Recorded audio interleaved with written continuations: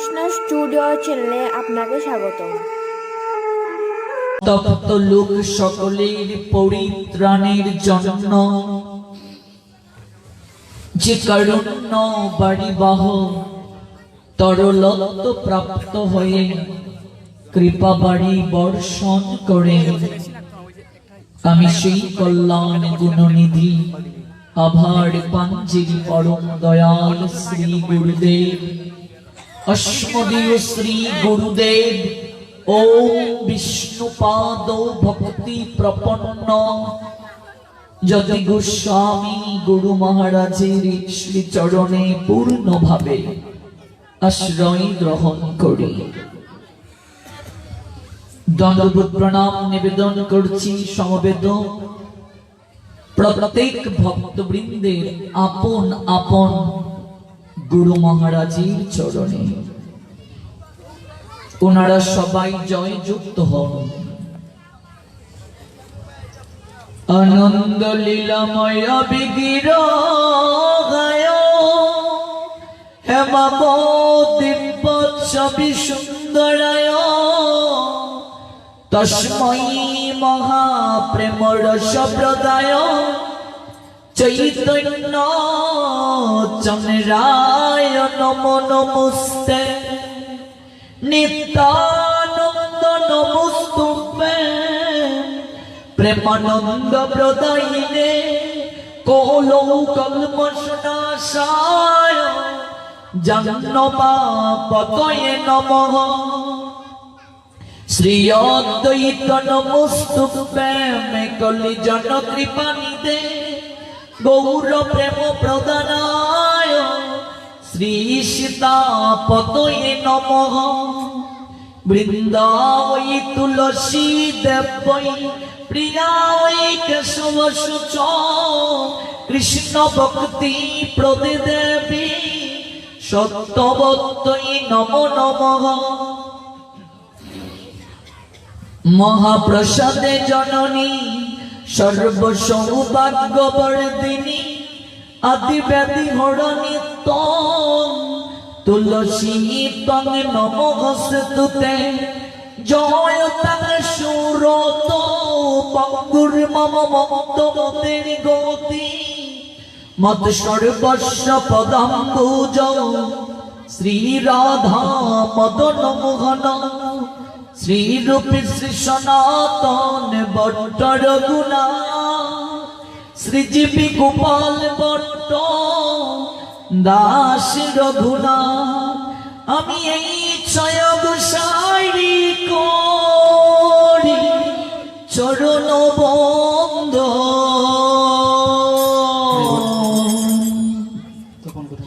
যাহা হতে বিঘ্ন নাশ অবিশিত পুরো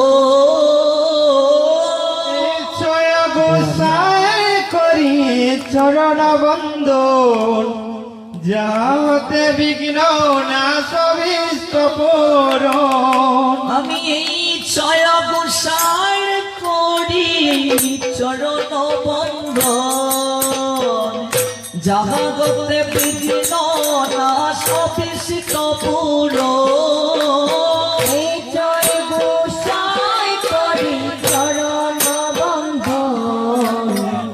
যাওতে বিঘ্ন নাশ অভীষ্ট পূরণ। এই ছয় গোসাই করি চরণ বন্দন জগতে মিলে বাই কৃষ্ণ প্রেম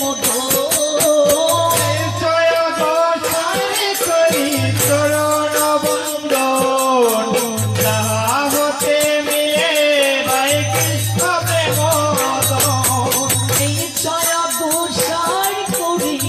চরণ বন্দন জগতে মিলে বাই কৃষ্ণ প্রেম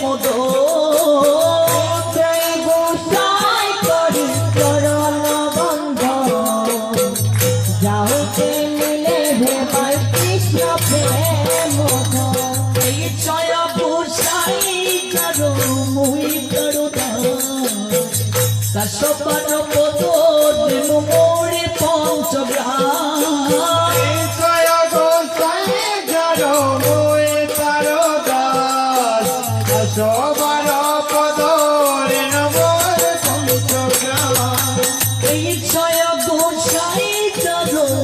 মুই তার দাস সকাল পদর মোরে পঞ্চগ্রাম জয় গোসাই করি মুই করুণাস সকল পদ বলে নমঃ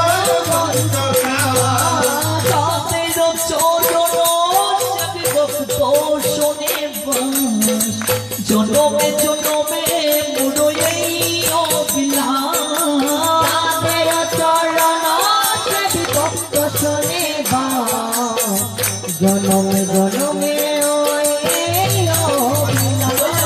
তাদের চরণ সবি ভক্ত শোনে বাস জনমে জনমে মুড়ই অবিলাস তাদের চরণ সেবি ভক্ত শোনে বাস জনমে জনমে মুরয়ে অবিলাস এই ছায়া গোসাই প্রভু মুরে করো দয়া চরণে শরণ নিলাম দাও কত ছায়া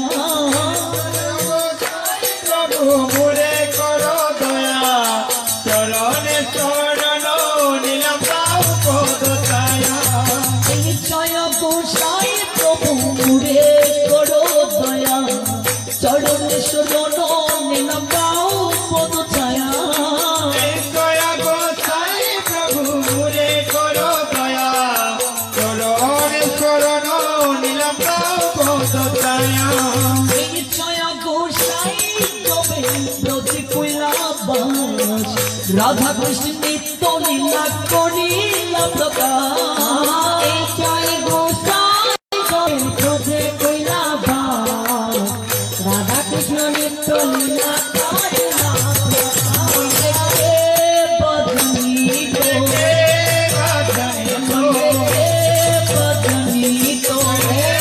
বদনি তো বৃন্দাবনের যুগল বদন কে বদনি তো বৃন্দাবনের যুগল বদন কে বাজানি তো বৃন্দাবনের যুগল বদন কে বদনি তো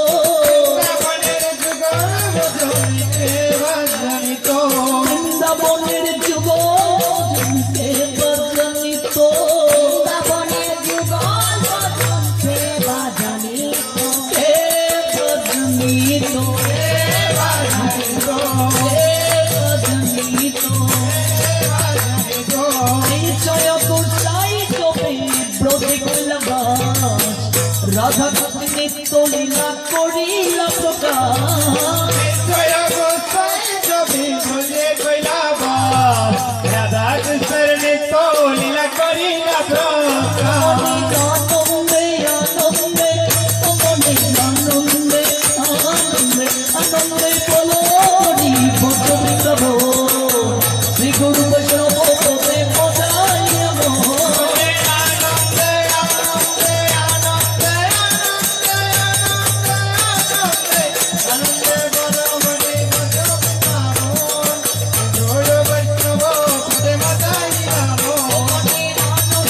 বলো হরি ভক্ত শ্রী গুরু বৈষ্ণব পদে পদায় মোহ আনন্দে বলাই প্রজ বৃন্দাবন গুরু বৈষ্ণব পদে মজালি শ্রী গুরু বৈষ্ণব পদ্ম নম সংকীর্তন করে নরুত্তম গুরু বৈষ্ণব পদ পদ্ম করিয়া নাম সংকীর্তন করে নরোত্তম দাস।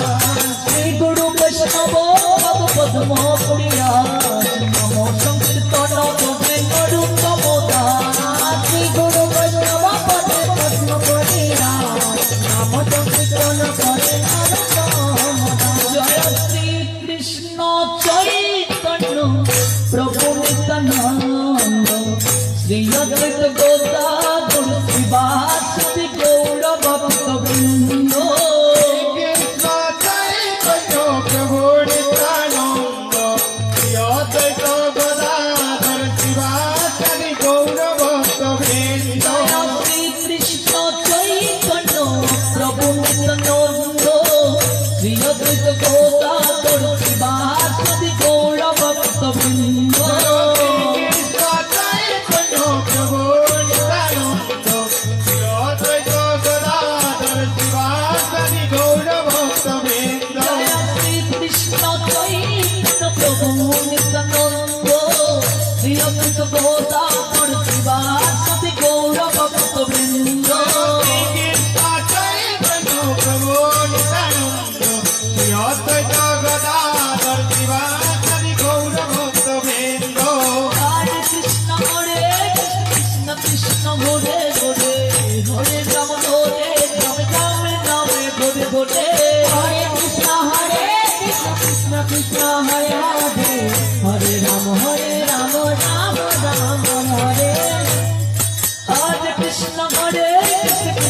কৃষ্ণ ঘরে ঘরে হরে রাম ঘরে রাম রাম রাম ঘরে ঘরে হরে কৃষ্ণ কৃষ্ণ কৃষ্ণ হরে রাধে হরে রাম রাম রাম হরে হরে।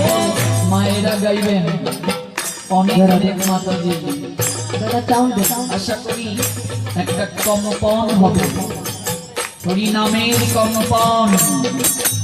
এবং মায়েরা গাইবেন প্রাণ খুলে, পিছনের মায়েরা এবং সামনে যারা আছেন সবাই মিলে। হরে কৃষ্ণ কৃষ্ণ কৃষ্ণ ঘরে ঘরে হরে রাম ঘরে রাম রাম রাম ঘরে ঘরে।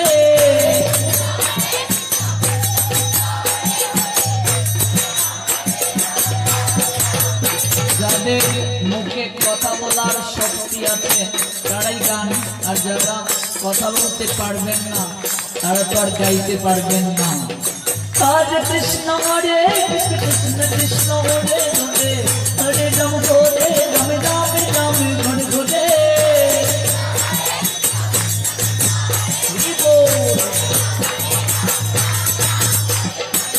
গীতা সঙ্গের আমার যারা তরুণ বন্ধুরা আছেন তাদেরকে আমাদের অনেক ভালো লেগেছে। আজকে প্রেমসে পাঠে পরে নৃত্য হবে এবং তরুণ বন্ধুরা গাইবে, তারা দাঁড়িয়ে নৃত্য করছেন।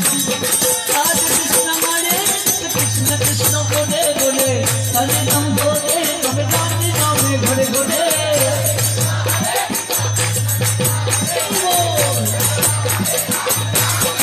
এই লাইনে যারা আছেন হরে কৃষ্ণ কৃষ্ণ কৃষ্ণ ঘরে ঘরে হরে রাম ঘরে রাম রাম রাম ঘরে ঘরে।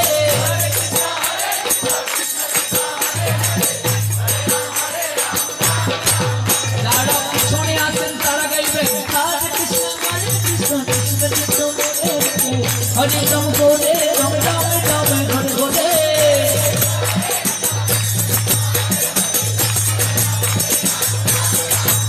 আমরা সবাই গাইব হরে Krishna Krishna Krishna Krishna Hare Hare Hare Ram Ram Ram Hare Hare. Hare Krishna, Krishna Krishna, Hare Hare, Hare Rama, Hare Rama, Rama Rama, Hare Hare. হরে কৃষ্ণ কৃষ্ণ কৃষ্ণ ঘরে ঘরে হরে রাম রাম রাম রাম ঘরে ঘরে। হরে কৃষ্ণ কৃষ্ণ হরে হরে হরে রাম রাম রাম হরে হরে। হরে Krishna Krishna Krishna Krishna Hare Hare Hare Ram Ram Hare Hare. Hare Krishna, Hare Krishna, Krishna Krishna, Hare Hare, Hare Rama, Hare Rama, Rama Rama, Hare Hare. হরে কৃষ্ণ কৃষ্ণ কৃষ্ণ হরে হরে হরে রাম রাম রাম রাম হরে হরে। হরে কৃষ্ণ কৃষ্ণ হরে হরে হরে রাম রাম রাম হরে হরে। হরে কৃষ্ণ কৃষ্ণ কৃষ্ণ কৃষ্ণ হরে হরে হরে রাম হরে Ram Ram Ram Hare Hare. Hare Krishna, Hare Krishna, Krishna Krishna, Hare Hare, Hare Rama, Hare Rama, Rama Rama, Hare Hare. হরে Krishna Krishna Krishna Hare Hare Hare Ram Ram Ram Hare Hare. Hare Krishna, Krishna Krishna, Hare Hare, Hare Rama, Hare Rama,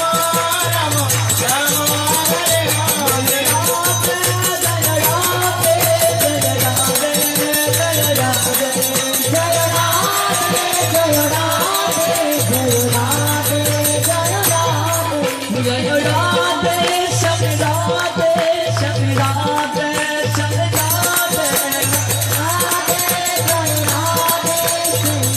Hare. Jai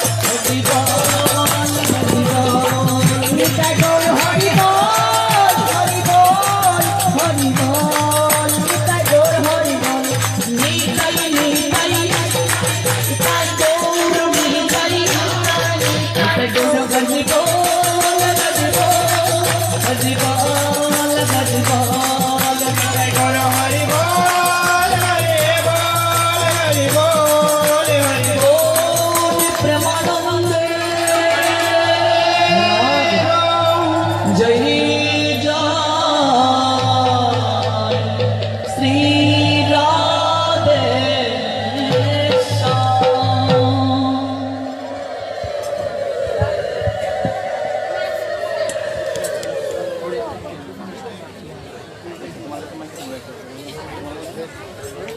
সমবেত অমৃত পিপাসু ভক্ত মন্ডলী, কলিযুগ পাবন অবতার পরমেশ্বর ভগবান শ্রীকৃষ্ণ চৈতন্য মহাপ্রভুর 536তম আবির্ভাব তিথি উপলক্ষে সপ্তাহব্যাপী গৌর কথা আস্বাদনের আজকের এই তৃতীয় রজনীতে অসংখ্য ভক্তবৃন্দের মিলন মেলায় এই শ্রীবাস অঙ্গিনা মুখরিত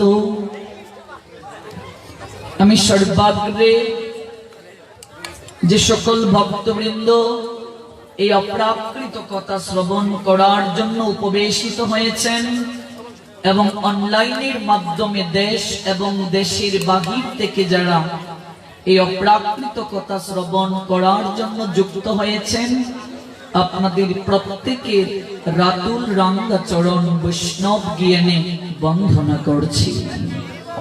বঞ্চা কল্প তরুবাশ্চ কৃপা সিন্ধু বয়বচ পতিতানাং পাবনেভ্য বৈষ্ণবেভ্য নমো নমঃ।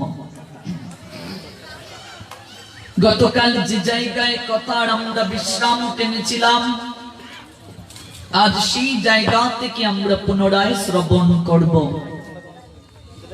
আমরা শ্রবণ করছিলাম গতকাল শ্রী রাধয়া প্রণয় মহিমা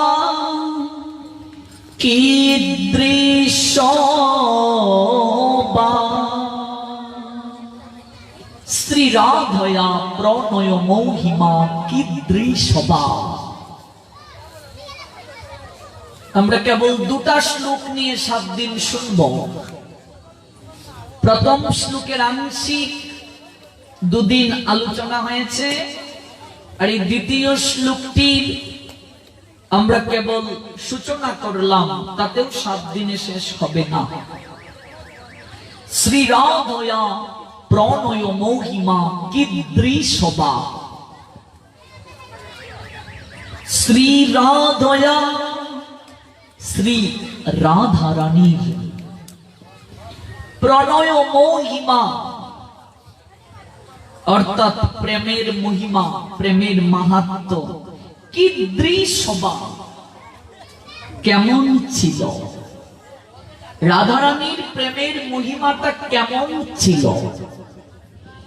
এই যে আমার কৃষ্ণ গৌর হয়ে আসলেন, স্বয়ং ভগবান কৃষ্ণ গৌরাঙ্গ হয়ে আসলেন, 3টা বাঞ্ছাকে হৃদয়ে লালন করে আসলেন, 3টা কারণকে হৃদয়ে লালন করে।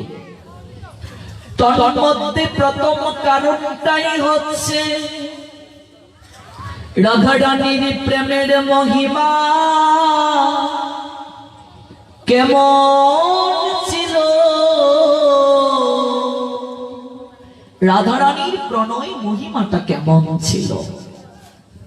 হঠাৎ গোবিন্দের মনে এই প্রশ্নটা কেন জাগলো? কেন তার হৃদয়ে মাঝে এই ভাবনা হৃদয়ে হলো রাধারানীর প্রণয়ে মহিমা জানার জন্য? তার কারণ হচ্ছে শ্রীমতী রাধারানীর সঙ্গে গোবিন্দ লীলা বিলাস করলেন বৃন্দাবনে মাত্র 9 বছর 7 মাস। রাধারানীর সঙ্গে কৃষ্ণের লীলা হয়েছে 9 বছর 7 মাস বৃন্দাবনে। তৎপর কর্তব্য সম্পাদনের জন্য গোবিন্দ বৃন্দাবন ছেড়ে মথুরায় চলে আসেন। 100 বছর রাধারানী কৃষ্ণ বিরহে ছিল। বিশেষ করে তরুণ প্রজন্ম যারা, আমার বয়সী যারা যুবক যুবতী এসেছেন, ভালো করে ওই ধারণাটা হৃদয়ে নিয়ে যান। রাধা কৃষ্ণের যখন লীলা হলো তখন কৃষ্ণের বয়স 9 বছরের কম আর রাধারানীর বয়স 7 বছরের কম। একটা 6 বছরের বাচ্চাকে যদি কেউ জড়িয়ে ধরে, একটা 7 বছরের কিংবা 8 বছরের ছেলে একটা 6 বছরের মেয়েকে যদি জড়িয়ে ধরে, সমাজ কি খারাপ চোখে দেখে? কারণ তাদের হৃদয়ে তো কামনা কি জাগ্রতই হয় নাই। একটা 8 কিংবা 9 বছরের ছেলে যদি 5 কিংবা 6 বছরের মেয়েকে জড়িয়ে ধরে, সমাজ কখনো খারাপ চোখে দেখে না, কারণ তাদের হৃদয়ে কামনা কি সেটা উপলব্ধিতে আসে নাই। রাধা গোবিন্দের লীলাটা সম্পূর্ণ কামনা মুক্ত ছিল। আমরা শাস্ত্র না জেনে আমরা রাধা গোবিন্দের লীলাটার মাঝে কামনা প্রবেশ করিয়ে দিয়েছি, যার কারণে কলেজ ইউনিভার্সিটিতে পড়তে গিয়ে আমাদের বয়সী ছেলে মেয়েরা ধর্মান্তরিত হচ্ছে, ধর্ম সম্পর্কে বিরূপ ভাবনা হৃদয় মাঝে জাগ্রত করছে একটাই কারণ, রাধা কি না জানার জন্য, কৃষ্ণ কি না জানার জন্য। রাধা কৃষ্ণের লাদিনী শক্তি মানে শক্তি, পাওয়ার। যিনি কৃষ্ণ তিনি রাধা, লীলারস আস্বাদিতে দুই দেহধারী। কৃষ্ণ যিনি রাধাও তিনি, কেবল বামঙ্গ কান্তি থেকে লীলায় পুষ্টি সাধনের জন্য গোবিন্দ রাধা রানীকে সৃষ্টি করলেন। লীলা যখন শেষ তখন কৃষ্ণের শরীরে রাধা রানীর প্রবেশ হয়ে গিয়েছিল। অথচ আমাদের সমাজে এই তত্ত্বগুলো না জেনে রাধা রানীকে কৃষ্ণের মামি বানিয়ে ফেলেছে। রাধা রানী নাকি কৃষ্ণের মামি, কই পাও এগুলো তত্ত্ব তোমরা? রাধা কৃষ্ণের মামি মামা, আয়াঙ্গুস মামা। তো মামির সঙ্গে ভাগ্না প্রেম করলো কিভাবে? এই যে তত্ত্ব, উদ্ভট তত্ত্ব সমাজে ছড়িয়ে আছে। রাধা কৃষ্ণের লীলা 9 বছরের নিচে, 9 বছরের পরে তো 100 বছর রাধারানীর সঙ্গে কৃষ্ণের দেখাই হয় নাই, সাক্ষাৎ হয় নাই। 100 বছর এরপরও এক শ্রেণীর লোক রাধা কৃষ্ণের চরিত্রে কালিমা দেয়, রাধা কৃষ্ণের প্রেমটাকে নিয়ে প্রশ্ন করে, বলে কৃষ্ণ প্রেম করলে আমরা বাদ যাব কেন? আমরা প্রেম করলে দোষ কি? কৃষ্ণের যদি 16,108 মহিষী থাকে, 16,108 মহিষী কৃষ্ণের, এরপরও তার আরো কত প্রেমের আমরা শাস্ত্রে লীলা দেখতে পাই। তাহলে আমার 2-3টা গার্লফ্রেন্ড থাকলে দোষ কি? তাছাড়া কৃষ্ণ করলে লীলা, আমরা করলে লীলা। কৃষ্ণ যদি লীলা করতে পারে, আমরা করলে দোষ কি? এগুলো ভালো করে তরুণ প্রজন্ম ক্লিয়ার হয়ে যাও। যেহেতু তরুণ প্রজন্ম আমাকে অনেকটা ফলো করে, আমি বারবার এই বিষয়গুলোকে আমি ক্লিয়ার করার চেষ্টা করি, যেন মানুষের মাঝে এই খারাপ ভাবনাগুলো না জাগে। প্রথমত আমাদের বুঝতে হবে রাধা গোবিন্দের লীলা এটা অপ্রাকৃত, অর্থাৎ যার মাঝে কামনার গন্ধ নাই। 16,108 যে কৃষ্ণের মহিষী ছিলেন, ওরা বহুকাল ভগবানের আরাধনা করেছিলেন, লীলাতে অংশগ্রহণের জন্য বহুকাল আরাধনা করেছিলেন, সাধনা করেছিলেন। 16,108 জন মহিষী কৃষ্ণের, ওদেরকে এক অসুর হরণ করে নিয়ে গিয়েছিল। ভগবান কৃষ্ণ যেহেতু রাজা, তিনি তাদেরকে অসুরের কাছ থেকে যুদ্ধ করে অসুরকে বধ করে নিয়ে এসেছিলেন। আবার 16,108 মহিষী কৃষ্ণকে বলছে, হে মহারাজ, আপনি যে আমাদেরকে অসুরের কাছ থেকে বাঁচিয়ে নিয়ে আসলেন, আমরা যদি এখন ঘরে ফিরে যাই সমাজ তো আমাদেরকে কুলটা বলবে। আমরা এক রাত ওখানে ছিলাম, সমাজ তো আমাদের চরিত্র নিয়ে প্রশ্ন তুলতে পারে। তাহলে আপনি আমাদেরকে গ্রহণ করুন, নইলে আমরা গৃহে ফিরে যাব না। ভালো করে বুঝো কথাগুলো। এবার ভগবান কৃষ্ণ 16,108 মহিষীকে গ্রহণ করলেন। তার সেই যোগ্যতা ছিল, তিনি তো মানুষ নয়, তিনি পূর্ণ ভগবান কৃষ্ণ। এবং 16,108 মহিষীর গড়ে একই সময়ে কৃষ্ণ অবস্থান করেছিলেন। এবার আমার বয়সী যে সকল ছেলেরা, আমাকে এরকম অনেকেই প্রশ্ন করে আমার বয়সী ছেলেরা, যে প্রভুজি তাহলে আমরা দুটা বিয়ে করলে, প্রেম করলে দোষ কি? আমি বলবো তাহলে তুমি দুটি বিয়ে করো, এক বউ একদিকে এক থাপ্পড় দিব, আরেক বউ আরেকদিকে থাপ্পড় দিব। তুমি তো বিয়ের আগে আঙ্গুর, তারপর কিসমিস হয়ে যাবে কদিন পরই। কৃষ্ণের সঙ্গে তুলনা দিলে হবে? 16,108 মহিষীর গড়ে কৃষ্ণ একই সময়ে ছিলেন, 16,108 কৃষ্ণ হয়ে। কোনো কমপ্লেইন নেই। আমি দুই বিয়ে করে তো আমার দুই বউ বলবে তুমি ওকে বেশি ভালোবাসো, আমাকে বাসো না, আমার তো কমপ্লেইন থাকবে, কৃষ্ণের তো কমপ্লেইন নেই।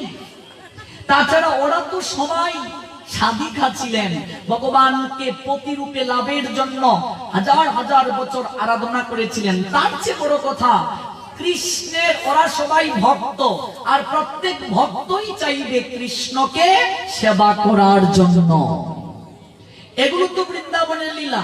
আচ্ছা মনে করুন এখানে আপনারা শত শত মায়েরা আছেন, সবাই তো কৃষ্ণকে ভালোবাসেন। এমন কেউ আছো যে কৃষ্ণ ভালোবাসো না? আমার মনে হয় নাই। ভালো না বাসলে তো আসতে না, ভালো বাসো বলে এসেছো। তাহলে প্রত্যেকেই চাও কৃষ্ণ আমার ঘরে থাকুক, প্রত্যেকেই চায় যে কৃষ্ণ আমার ঘরে থাকুক। তাহলে কৃষ্ণ তো সবার ঘরেই আছেন। কৃষ্ণকে তুমি যেভাবে ভালোবেসে আরতি করো, আরেকজনও তো কৃষ্ণকে ভালোবেসে আরতি করে। তাহলে কৃষ্ণের ভক্তের ডাকে সব জায়গাতে আসতে হয়, কারণ যেহেতু আপনারা সবাই ভক্ত, সবাই কৃষ্ণের সেবার জন্য আপনারা আগ্রহী। এবার কৃষ্ণ কি চাইবেন না আপনাদের ইচ্ছে পূরণ করার জন্য? নিশ্চয়ই চাইবেন। তেমনি ভাবে ওরা সবাই ভক্ত, ওরা সবাই সাধিকা, ওরা সবাই কৃষ্ণকে প্রাণপতি রূপে লাভ করার বাসনা করেছিল। এই কৃষ্ণ মাত্র 6 দিন বয়সে, যখন তার বয়স 6, তখনই তিনি পুতনা রাক্ষসীকে বধ করেছিলেন। এটা আমাদের পক্ষে সম্ভব? 3 মাস বয়সে শকট অসুর নামে একটা অসুরকে বধ করলেন। 1 বছর বয়সে পিনাবর্ত নামক অসুরকে বধ করলেন। 5 বছর বয়সে অগাসুরকে বধ করলেন। 7 বছর বয়সে 21 কিলোমিটার গিরি গোবর্ধন পর্বতকে কনিষ্ঠ অঙ্গুলি দ্বারা তুলে ধরেছিলেন।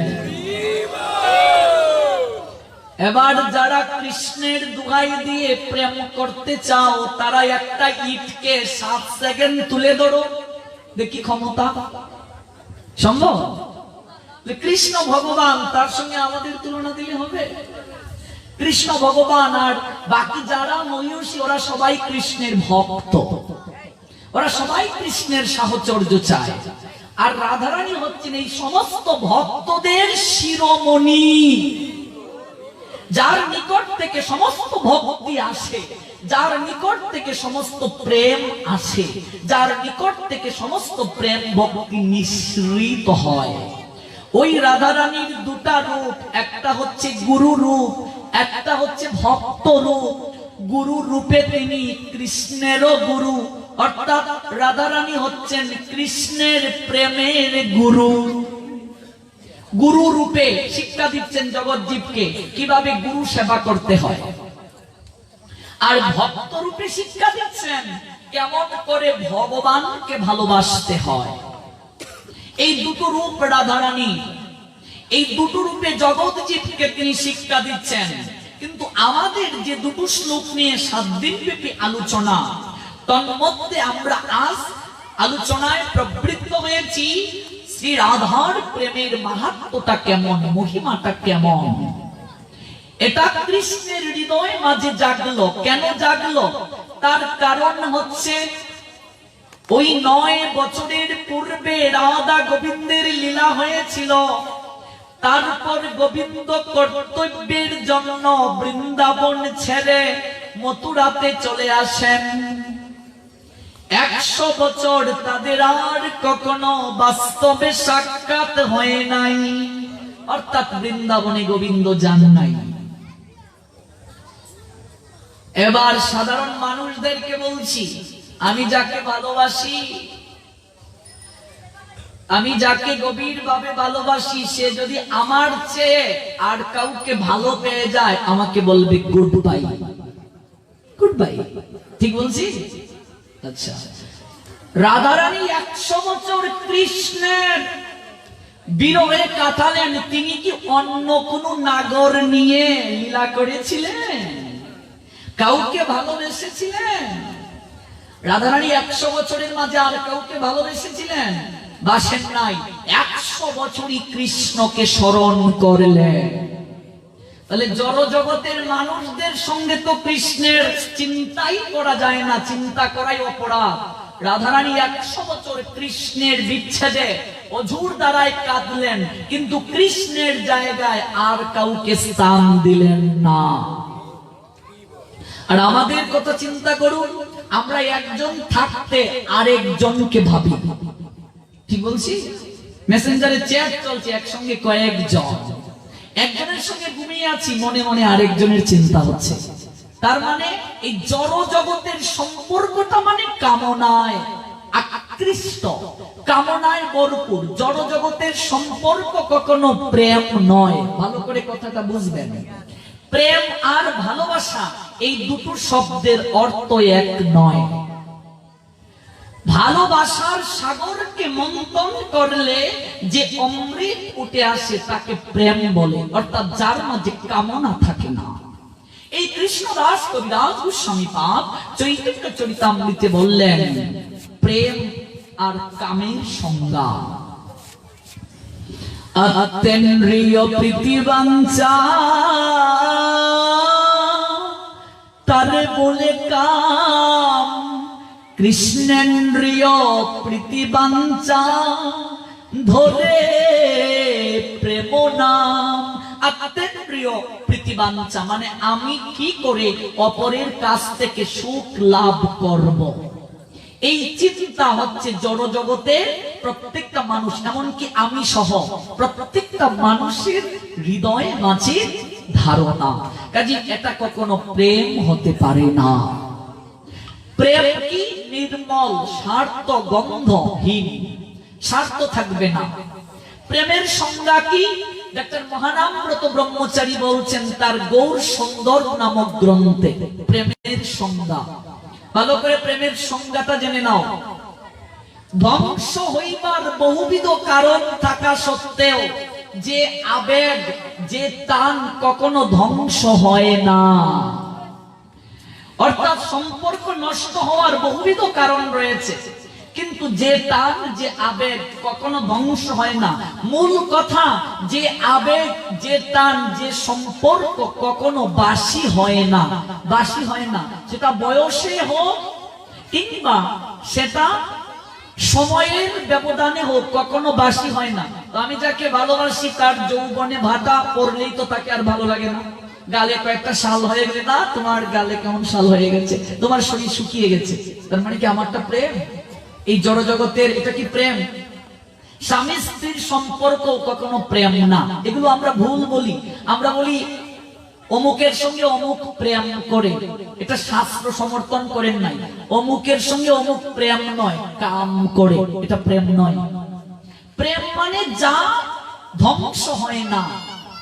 প্রেম মানে ধ্বংস যা হয় না তাকে প্রেম বলে। তাহলে কি জড় জগতে কোনো প্রেম নেই?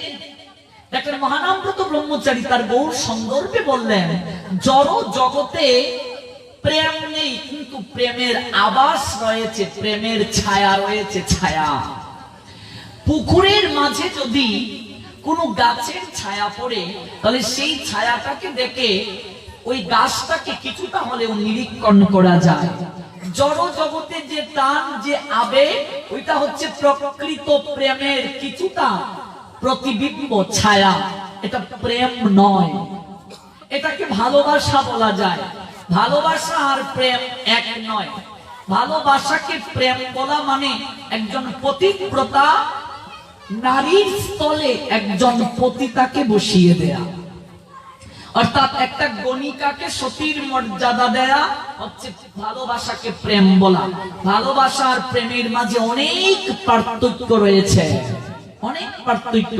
অর্থাৎ এক কথায়, যে সম্পর্কের মাঝে কখনো নিষ্কামতা নেই সেটা কখনো প্রেম বলে গণ্য নয়। অর্থাৎ যে সম্পর্কে কোনো চাহিদা থাকবে না, যে সম্পর্কের মাঝে চাওয়া পাওয়া থাকবে না। তো আমাদের মাতা পিতা, ভাই বোন, আত্মীয় স্বজন, বন্ধু বান্ধব, প্রত্যেকের সম্পর্কের মাঝেই তো কোনো না কোনো চাওয়া রয়েছে। তাহলে এটা তো কখনো প্রেম হতে পারে না। রাধারানী 100 বছর কাঁদলেন কৃষ্ণ বিরহে। কৃষ্ণের কাছে তার কোনো চাওয়া ছিল না। ব্রজ গোপিকা কৃষ্ণকে প্রাণ দিয়ে তারা ভালোবাসলেন, কিন্তু তাদের কাছে কোনো স্বার্থ ছিল না। তারা চাইলেন কৃষ্ণ যেখানে থাকুক ভালো থাকুক। প্রকৃত প্রেমী তার ভালোবাসার মানুষটি যে জায়গাতেই থাকুক সে ভালো থাকুক, এটাই হচ্ছে প্রকৃত প্রেমিকের লক্ষণ। তো আমার গার্লফ্রেন্ড সে যদি অন্য কারো হয়ে যায়, আমি তো তার শরীরের মধ্যে অ্যাসিড ছুড়ে দেই, তাহলে এটা ভালোবাসা কি করে হয়? তার মানে আমি তাকে পাচ্ছি না বলে আমি তার জীবন নষ্ট করে দিচ্ছি, এটা অবশ্যই প্রেম নয়, এটা কামনা। তাই এই গ্রন্থে চৈতন্য চরিতামৃতে কৃষ্ণদাস কবিরাজ গোস্বামীপাদ বললেন, আতেন্দ্রিয় প্রীতিবাঞ্ছা তারে বলে কাম, কৃষ্ণেন্দ্রিয় প্রীতিবাঞ্ছা ধরে প্রেম নাম। কৃষ্ণেন্দ্রিয় প্রীতিবাঞ্ছা অর্থাৎ কৃষ্ণ কিংবা ভগবানকে সন্তুষ্টি বিধান করার জন্য যে আবেগ, যে টান, যে সম্পর্ক, যে ভালোবাসা, এটাকেই প্রেম বলে গণ্য করা হয়। বাকিটা কাম। তো গোবিন্দের মনে এই প্রশ্ন কেন জাগলো, রাধারানীর প্রেমের মাহাত্ম্যটা কেমন? তার কারণ হচ্ছে আমার শ্রীমতী রাধারানী 100 বছর কৃষ্ণ বিরহে কাটালেন। কেন 100 বছর কৃষ্ণ বিরহে তাকে কাটাতে হলো? কেন 100টি বছর কৃষ্ণের সঙ্গে তার দূরত্ব হলো? কেন বৃন্দাবনবাসী 100 বছর কৃষ্ণের সাক্ষাৎ পেল না? 9 বছর 7 মাস বৃন্দাবন লীলা করে কৃষ্ণ মথুরায় চলে গেলেন, কেন তিনি 100 বছর ফিরে আসলেন না? প্রশ্ন কি জাগে না হৃদয়ের মাঝে? কেন এই দূরত্ব সৃষ্টি হলো? তার অনেকগুলো কারণ রয়েছে। এক একটা কারণ ব্যাখ্যা করলেই এক এক দিনে শেষ হবে না। তার মধ্যে প্রথম কারণ হচ্ছে রাধারানীর প্রতি শ্রীদামের একটা অভিসম্পাত ছিল। একটা অভিশাপের কারণে রাধারানী 100 বছর কৃষ্ণের সঙ্গে নৈকট্যে থাকতে পারলেন না। এমন কি অভিশাপ, যে অভিশাপের কারণে রাধারানীর 100 বছর কৃষ্ণ হারা হতে হয়েছিল। এই লীলা শ্রবণ করতে গেলে আমাদেরকে একটু পিছিয়ে যেতে হবে। এই লীলা শ্রবণ করতে গেলে আমাদেরকে একটু গোলক বৃন্দাবনের দিকে দৃষ্টি দিতে হবে। ওই জায়গায় মূল গোলক বৃন্দাবনে কৃষ্ণ সতত থাকেন, ওই জায়গা থেকে আসেন না। সে অনেক ব্যাখ্যার বিষয় আছে। একদিন রাধা রানী সখীগণকে নিয়ে কুঞ্জবনে খেলা করছিলেন। ঠিক সেই সময়ে দেবর্ষি নারদ এসে রাধা রানীকে বলছেন, ওগো শ্রীমতী, তুমি যে এখানে সখীগণ দ্বারা পরিবেষ্টিতা হয়ে খেলা করছো, তোমার প্রাণনা এই মুহূর্তে বিরজার কুঞ্জে আছে।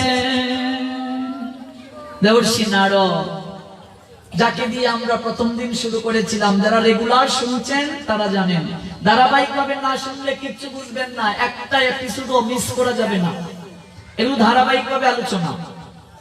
বিরজাকে, ওই বিরজা রাধা রানীর একজন সখী, সেও তো কৃষ্ণকে ভালোবাসে, সেও কৃষ্ণকে ভালোবাসে। তার হৃদয়ের মাঝে ইচ্ছে জাগছে, গোবিন্দ যদি আমার কুঞ্জে আসতেন।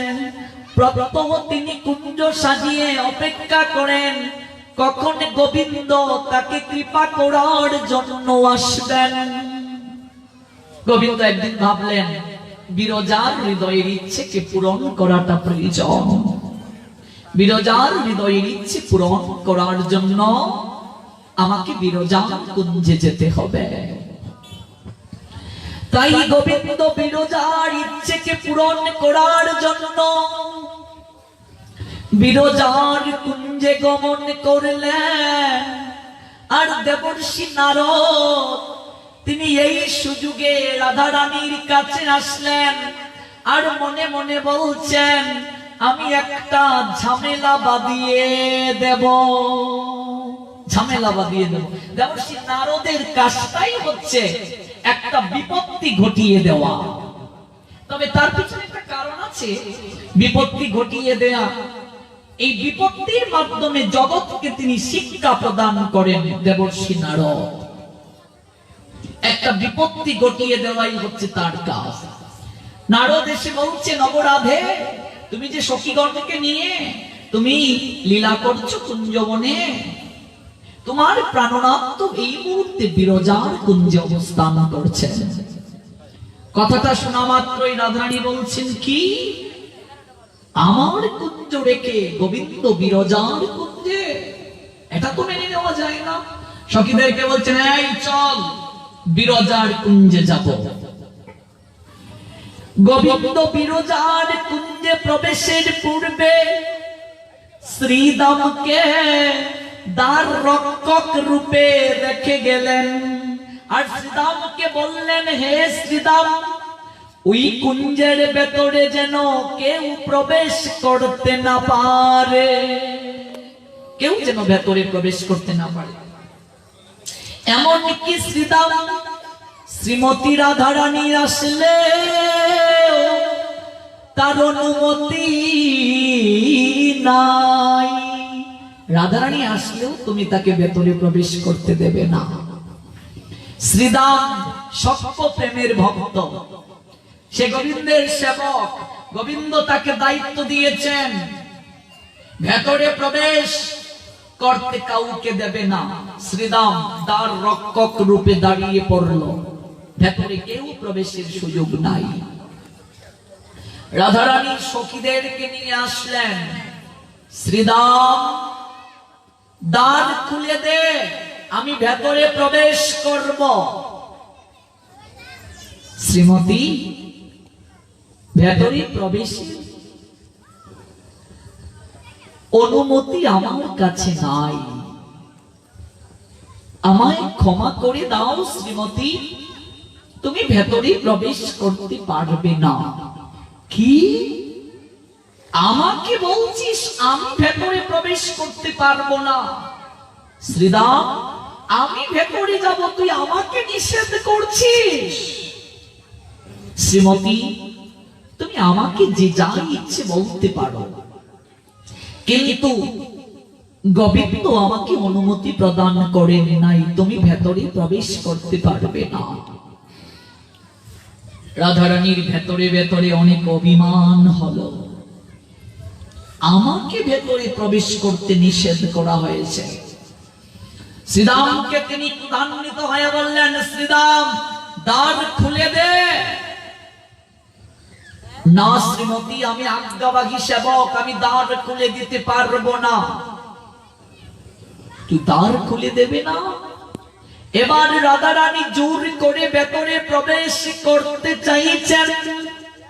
শ্রীদাম অপারগ হয়ে রাধা রানীকে বলপূর্বক সরিয়ে দিতে ধাক্কা মেরে ফেলে দিল।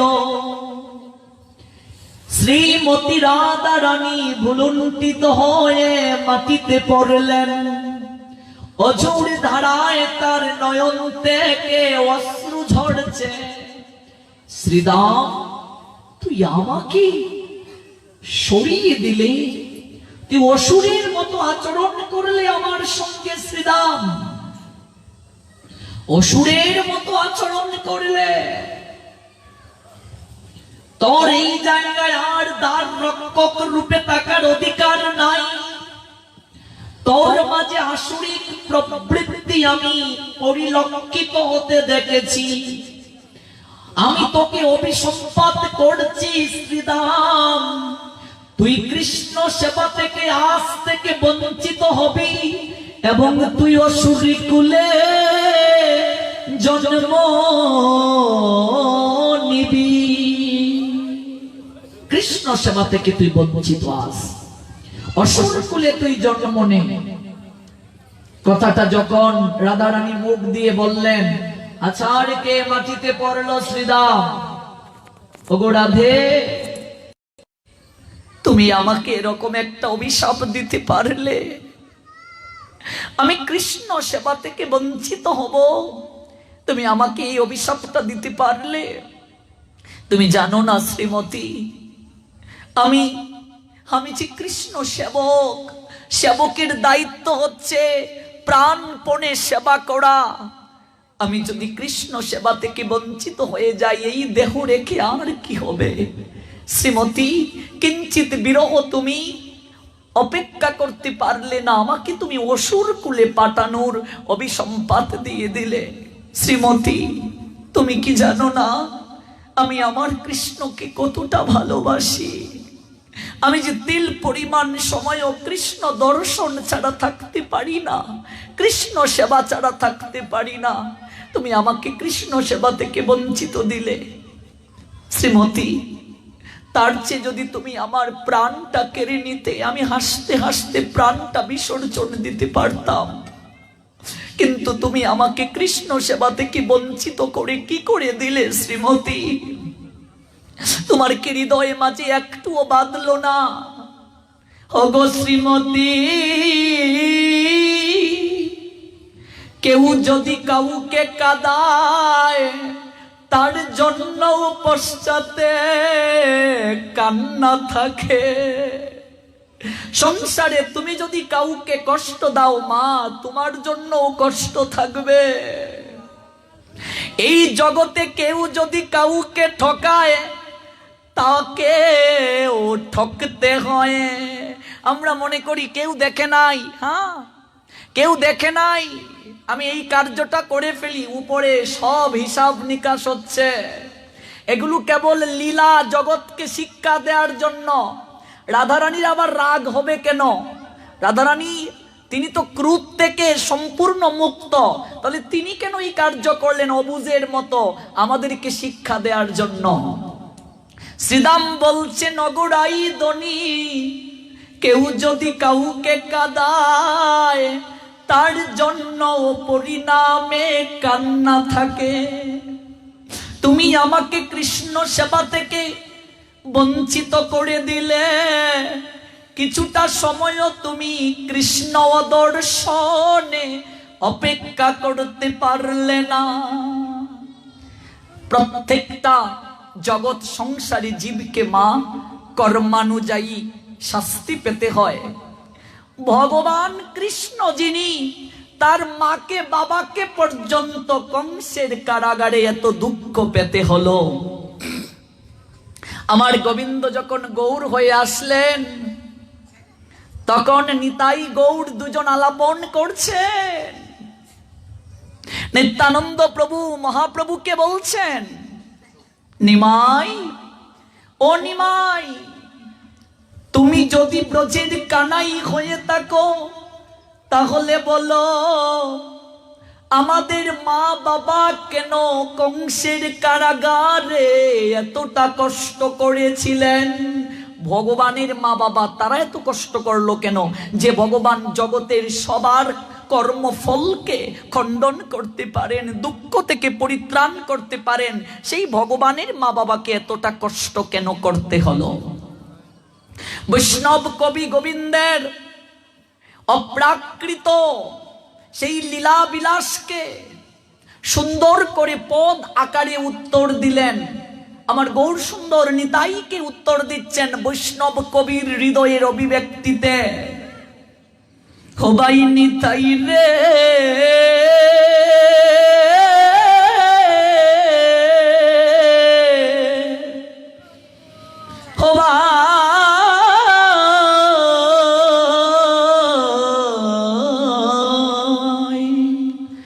ও ভাই নিতাই রে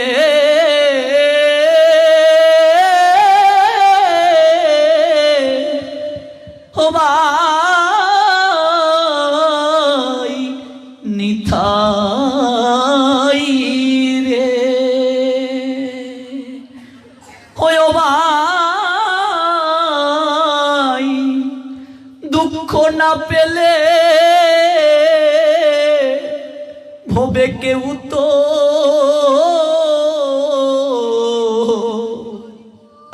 কেউ তো কাঁদে না। ও ভাই নিতাই রে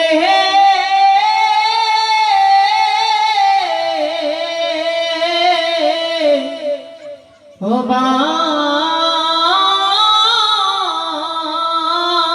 নিতাই ওরে দুঃখ না ফেলে ভবে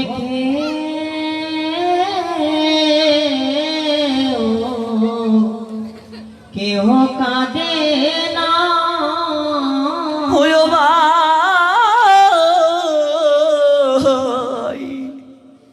ও ভাই নিতাই রে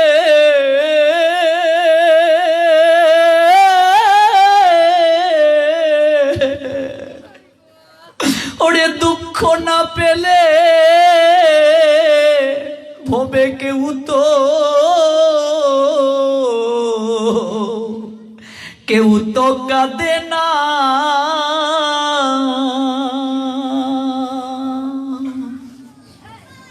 আকুল সুরে আমার গৌর সুন্দর নিতাইকে বলছেন, ও ভাই নিতাই, দুঃখ না পেলে তো জগতে কেউ কাঁদে না। আমার পূর্ব লীলাতে বসুদেব আর দেবকী কারাগারে চিক্রন্দন করছেন, তার পিছনে কারণ আছে, হেতু আছে, ওই দুঃখের পিছনে কারণ আছে। জগতে কেউ যদি কাউকে কাঁদায় ভাই, তার জন্য পরিণামে কান্না থেকে যায়। কেউ যদি কাউকে কাঁদায় পরিণামে তার কান্না থাকে। আমরা বলি সংসারে আমার এত দুঃখ কেন গো? আমি তো এই জন্মে আমি তো কাউকে ক্ষতি করিনি, কষ্ট দেইনি। হমা, একটা জনমের কথা কেন বলছো গো? লক্ষ জনম যে আমাদের পাড়ি দিতে হয়েছে। কোন জনমে যে কার অনিষ্ট করেছি, যার কারণে আমাকে এত কষ্ট পেতে হচ্ছে।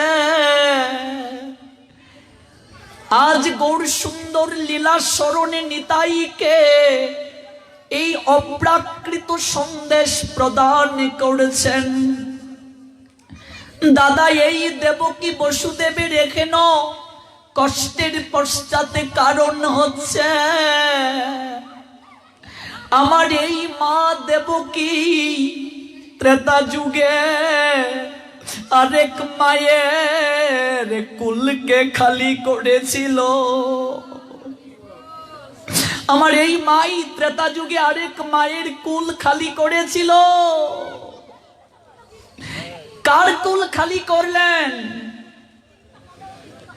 এই যে দেবকী পূর্ব লীলায় তিনি ছিলেন, ত্রেতা যুগে তিনি ছিলেন কৈকি।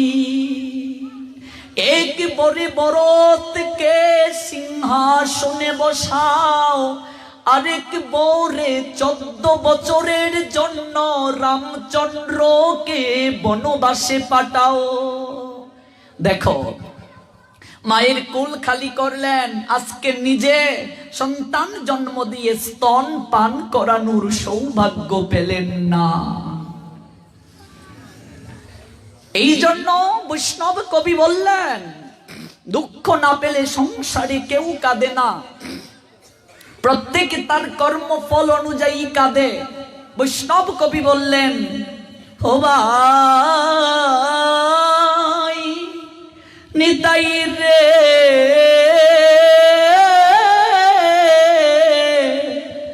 আমি কি করিব বলো, সকলি কর্মের ফল। আমার মায়ে নাকি অন্য জন্মে অন্যরে কাদাইয়াছিল, আমি কি করব? আমার মা অন্য জন্মে অন্যকে কাদাইয়াছিল, যার কারণে তাকে আজ এই শাস্তি ভোগ করতে হচ্ছে। দেখো, ভগবানের মা পর্যন্ত রেহাই পেলেন না কর্মফল থেকে। ভগবান নিজে বলছেন, নমে পার্থস্তি কর্তব্যম ত্রিষু লোকেষু কিঞ্চন ন অনুবাপ্তব্যম অবাপ্তব্যম বর্তেব চ কর্মাণি যদি হি অহম ন বর্তেয়ম যত কর্মণি অতিনৃত মম বর্ত অনুবর্তন্তে মনুষ্যে পার্থ সর্বস্ব। আমার ত্রিজগৎ সংসারে কর্তব্য কর্ম নাই, তথাপি আমি কর্ম করছি। আমি যদি কর্ম না করি, জগৎ সংসারে কেউ কর্ম করবে না। এই জগৎ সংসারে প্রত্যেকটা মানুষের এই দুঃখের পশ্চাতে স্বীয় স্বীয় কর্ম দায়ী। আজকে আমার যদি অল্প বয়সে সন্তান হারা হয়, আমিও কোনো না কোনো সময় কারো সন্তান হারাতেই আমি দায়ী ছিলাম। আমার যদি অল্প বয়সে স্বামী হারা হয়, আমিও কোনো না কোনো জন্মে এই দুঃখের সঙ্গে সম্পৃক্ত ছিলাম। আমার যদি সন্তান ভগবান না দেন, কোনো না কোনো জন্মে আমিও সেই দুঃখের সঙ্গে সম্পৃক্ত ছিলাম। আমার সন্তান পঙ্গু হয়ে জন্ম নিল, অন্ধ হয়ে জন্ম নিল, আমিও কোনো না জন্মে সেই দুঃখ কষ্ট কাউকে দিয়েছিলাম। কেউ কাউকে দুষতে পারবে না। ভগবান নিজে বলছেন গীতায়, এই জগতের বুকে আমি সবার প্রতি সমভাবাপন্ন। কেউ জগতে আমার পর নেই, কেউ আমার আপন নই। প্রত্যেকটা মানুষ তার স্বীয় স্বীয় কর্মের দ্বারা দুঃখ পেয়ে থাকে, দুঃখ পেয়ে থাকে। প্রত্যেকটা মানুষ নিজ নিজ কর্মের জন্য দুঃখ পেয়ে থাকে। ভগবানের এই জায়গায় দোষ নেই। তবে কর্মফল কি নষ্ট হয় না? প্রশ্ন আসতে পারে। এই যে কর্মফল, আমি ধনীর গড়ে জন্ম নিলাম, কেউ গরিবের গড়ে জন্ম নিলাম, কেউ সোনার চামচ নিয়ে জন্ম নিল, কেউ দুবেলা দুমুঠো খেতেই পারে না, সব যদি পূর্ব কর্মফল হয়, তাহলে কি এই জন্মে কর্মের কোনো মূল্য নেই? অবশ্যই মূল্য আছে। পিছনের কর্ম ফসল দূর হয় ভজনের মাধ্যমে। ভজনের মাধ্যমে প্রাক্তন কর্ম দূর হয়, খারাপ কর্ম দূর হয়। মনে রাখবেন, আমি পাথরে আছাড় খাওয়ার কথা, এটা আমার ভাগ্যে কর্মে ছিল। যদি ভগবানের নাম গ্রহণ করি, সৎ পথে চলি, এই জন্মে সাধু বৈষ্ণবের সেবা করি, তাহলে পাথরে আছাড় খাওয়ার পরিবর্তে পেকের মাঝে আছাড় খেতে পারি। হয়তো আমার পাটা ভেঙ্গে আমি বিছানায় পড়ে থাকার কথা, এটা আমার কর্মে ছিল। ভগবান কৃপা করে ওই সৎকর্ম করার কারণে অল্পতে সারিয়ে দেবেন। এই হচ্ছে ভক্ত সুদামাকে দিয়ে ভগবান শিক্ষা দিলেন। ভাগবতে যারা ভাগবত পড়েছেন জানেন। আরেকটা কথা মনে রাখবেন, পিছনের সমস্ত প্রাক্তন কর্ম খুব সহজে, পিছনের পাপগুলো যে ব্রতের মাধ্যমে দূর করা যায়, সেই ব্রত মহাদেব পার্বতীকে বলছেন, সেটা হচ্ছে একাদশী ব্রত। একাদশী ব্রতের মাধ্যমে কঠিন কঠিন পাপকে স্খলন করা যায়। কেউ যদি নির্জলা একাদশী ব্রত পালন করতে পারে, রাত জাগরণ করতে পারে, তাহলে আমাদের পুরাণে মহাদেব পার্বতীকে বলছেন পর্বত সমান পাপও সেই ব্যক্তির মুহূর্তের মাঝেই নষ্ট হয়ে যায়, নষ্ট হয়ে যায়। আমরা গুরুদেবের কৃপায় প্রত্যেকটা একাদশী নির্জলা পালন করি এবং রাত জাগরণ করি। আগামীকালও আমাদের এই জায়গাতে জাগরণের প্রক্রিয়া আছে। 3টা পর্যন্ত জাগরণ করলেও জাগরণের কৃপা হয়ে যায়। যদি কেউ জাগরণে অংশগ্রহণ করতে চান, আপনাদের জন্য সুব্যবস্থা আছে। 3টা পর্যন্ত জাগরণ। কেউ যদি নির্জলা একাদশী ব্রত পালন করতে পারে, রাত জাগরণ করতে পারে, পিছনের কঠিন কঠিন সমস্ত পাপ মুহূর্তের মাঝেই নষ্ট হয়ে যায়। আর কৃষ্ণের জন্মাষ্টমী, রাধাষ্টমী, নিত্যানন্দ ত্রয়োদশী, অদ্বৈত জয়ন্তী, শিবরাত্রি ব্রত, দোল পূর্ণিমার ব্রত এবং মহাপ্রভুর আবির্ভাব তিথি গৌর পূর্ণিমা ব্রত, এই ব্রতগুলো যদি কেউ নিষ্ঠা সহকারে পালন করে, তাহলে তার প্রাক্তন কর্মের অপরাধ পাপগুলো ধীরে ধীরে দূর হয়ে যায়। আর সবচেয়ে বেশি পাপ স্খলন হয় হরিনামের দ্বারা। কেউ যদি হরিনাম করে প্রত্যহ, তার পিছনের পাপগুলো দূর হবে। আবার ভেবে দেখো, পিছনে লক্ষ জন্মের পাপ নিয়ে এসেছি, এই পাপগুলোই আমরা দূর করতে পারছি না। আবার এই জন্মে অনবরত প্রত্যেক দিন পাপ করছি, আমাদের কি গতি হবে? পিছনের পাপই তো দূর হচ্ছে না, এই জন্মে আরো করছি, আমাদের পাপ কি করে দূর হবে?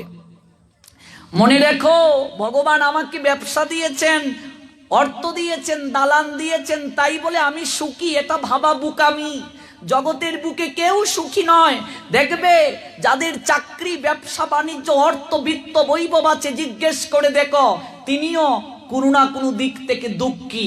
হয়তো শারীরিক দিক থেকে দুঃখী, নয়তো মানসিক দিক থেকে দুঃখী, নয়তো সন্তান সন্ততির ক্ষেত্রে ভগবান অভাব রেখে দিয়েছেন, দুঃখ দিয়ে দিয়েছেন। কারণ কি? একটাই কারণ, ভগবান বলছেন ভগবানের চরণে মতি না হওয়ার কারণে।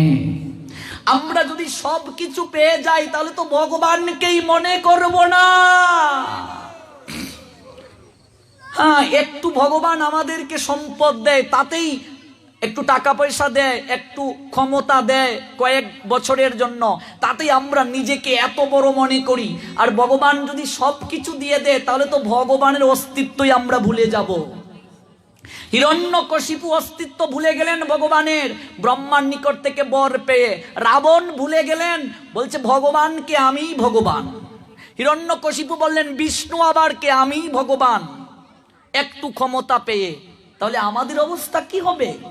এই জন্য সবকিছু ভগবান সংসারে দেন না।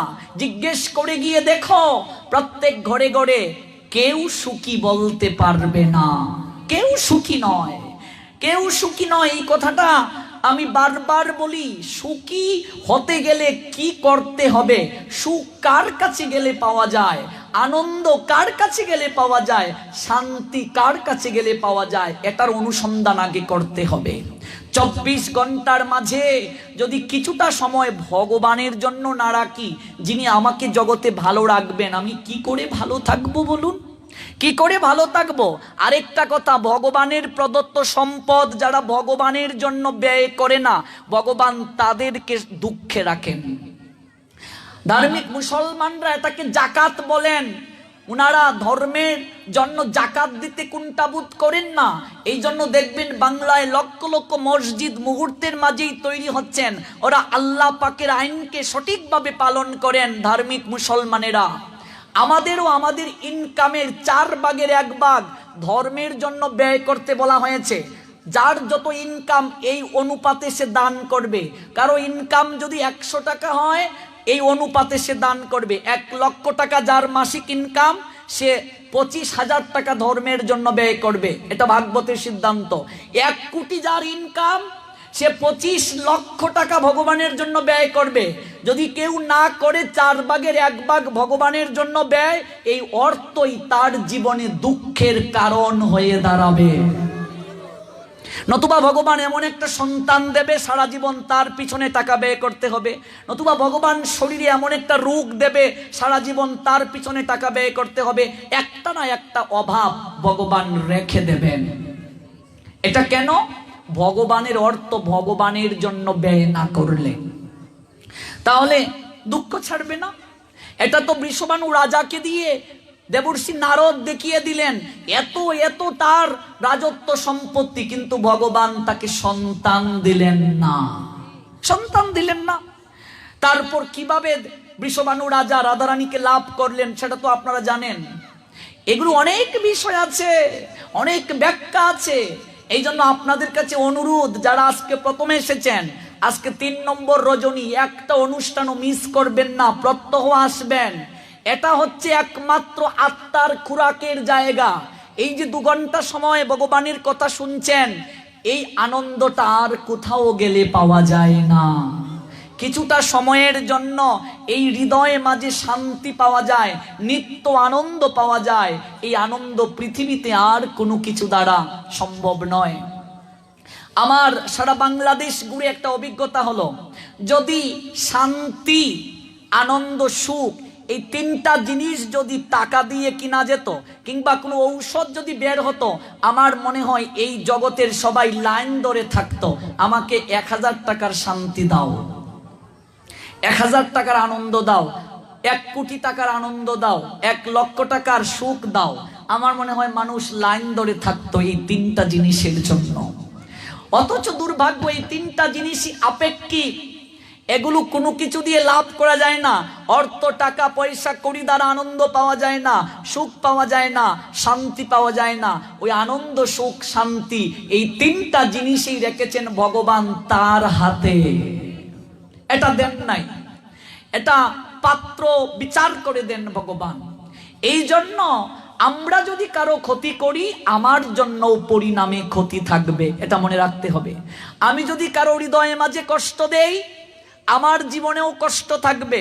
যদিও মনে করি যে এখন তো আমি কষ্ট দিয়েও ভালো আছি, আমি যদি কাউকে ঠকিয়ে দেই, আমার জন্যও ঠকানো পিছনে অপেক্ষা করছে। এটা যে কোনো দিক দিয়ে হবে, শারীরিক হোক, মানসিক হোক, পরিবার দিক থেকে হোক, কোনো ক্ষেত্রে না কোনো ক্ষেত্রে ভগবান এই দুঃখটা আমাদেরকে দেবেন। আজকে শ্রীদাম রাধারানীকে বলছেন, ওগো শ্রীমতী, তুমি কিছুটা সময় ওই বিরহ সহ্য করতে তুমি পারলে না, তুমি আমাকে অভিসম্পাত দিয়ে দিলে, আমি কৃষ্ণ সেবা থেকে বঞ্চিত হয়ে যাব, আমি কৃষ্ণ সেবা থেকে বঞ্চিত হয়ে আমি অসুর কুলে যাব, অসুর কুলে। আমিও যদি গোবিন্দের কায়ে মনোবাক্যে সেবা করে থাকি, আমিও যদি কৃষ্ণ সেবক হয়ে থাকি, ওগো শ্রীমতী, আমিও তোমাকে বলছি, আমি কৃষ্ণ সেবা থেকে বঞ্চিত হয়ে একা কেন কাঁদবো? ওই কান্নার মাঝে, ওই বিরহের মাঝে কতটা দুঃখ আছে, আমি সেই দুঃখটা তোমাকে উপলব্ধি করাবো। আমি যদি কৃষ্ণ সেবক হয়ে থাকি, আমিও তোমাকে অভিশাপ দিলাম, তুমি 100 বছর কৃষ্ণ হারা হয়ে ক্রন্দন করবে। 100 বছর কৃষ্ণ হারা হয়ে ক্রন্দন করবে। তুমি শুধু নিজেই কাঁদবে না, জগতের সবাইকে ও কাঁদাবে। 100 বছর কৃষ্ণ হারা হয়ে তুমিও কাঁদবে। আমি অভিশাপ দিলাম যদি কৃষ্ণ সেবক আমি হই। এই দুটো অভিশাপ কিসের জন্য হলো? ক্রোধের জন্য। ক্রোধ, এই জন্য ক্রোধ হচ্ছে নরকের 2 নাম্বার দরজা। নরকের 2য় দরজা হচ্ছে ক্রোধ। এই ক্রোধের কারণে কত সংসার ভেঙে যায়, ওই ক্রোধের কারণে কত সম্পর্ক নষ্ট হয়ে যায়, ওই রাগের কারণে হাতের আমরা কাছে যে জিনিস পাই, মোবাইল থেকে শুরু করে একেবারে বাসন কুসন সব ভেঙে ফেলি। ঠিক বলছি তো? এই রাগের কারণে। কিন্তু রাগ যখন শেষ হয়ে যায়, তখন আমরা ভাবি এই কার্যটা কেন করলাম, না করলেও হতো, এই স্বাদের মোবাইলটা কেন ভাঙলাম। রাগ নরকের 2য় দরজা। দেখো, আজকে শিক্ষা দিলেন শ্রীমতী রাধারানী আর শ্রীদাম। এই রাগের জন্য আজকে এত বড় বিপত্তি হয়ে গেল। শ্রীদামকে যেতে হলো অসুর কুলে, আর রাধারানীকে 100 বছর কৃষ্ণ বিরহ, এই কষ্ট তাকে অনুভব করতে হবে। কথাটা শোনার সঙ্গে সঙ্গে শ্রীমতী রাধারানী অজ্ঞান হয়ে মাটিতে লুটিয়ে পড়লেন, লুটিয়ে পড়লেন মাটিতে অজ্ঞান হয়ে। যে রাধারানী তিল পরিমাণ সময় কৃষ্ণ দর্শন না করে থাকতে পারেন না, রাধারানী, এখানে রাধারানী মানে ভক্তের প্রতীক।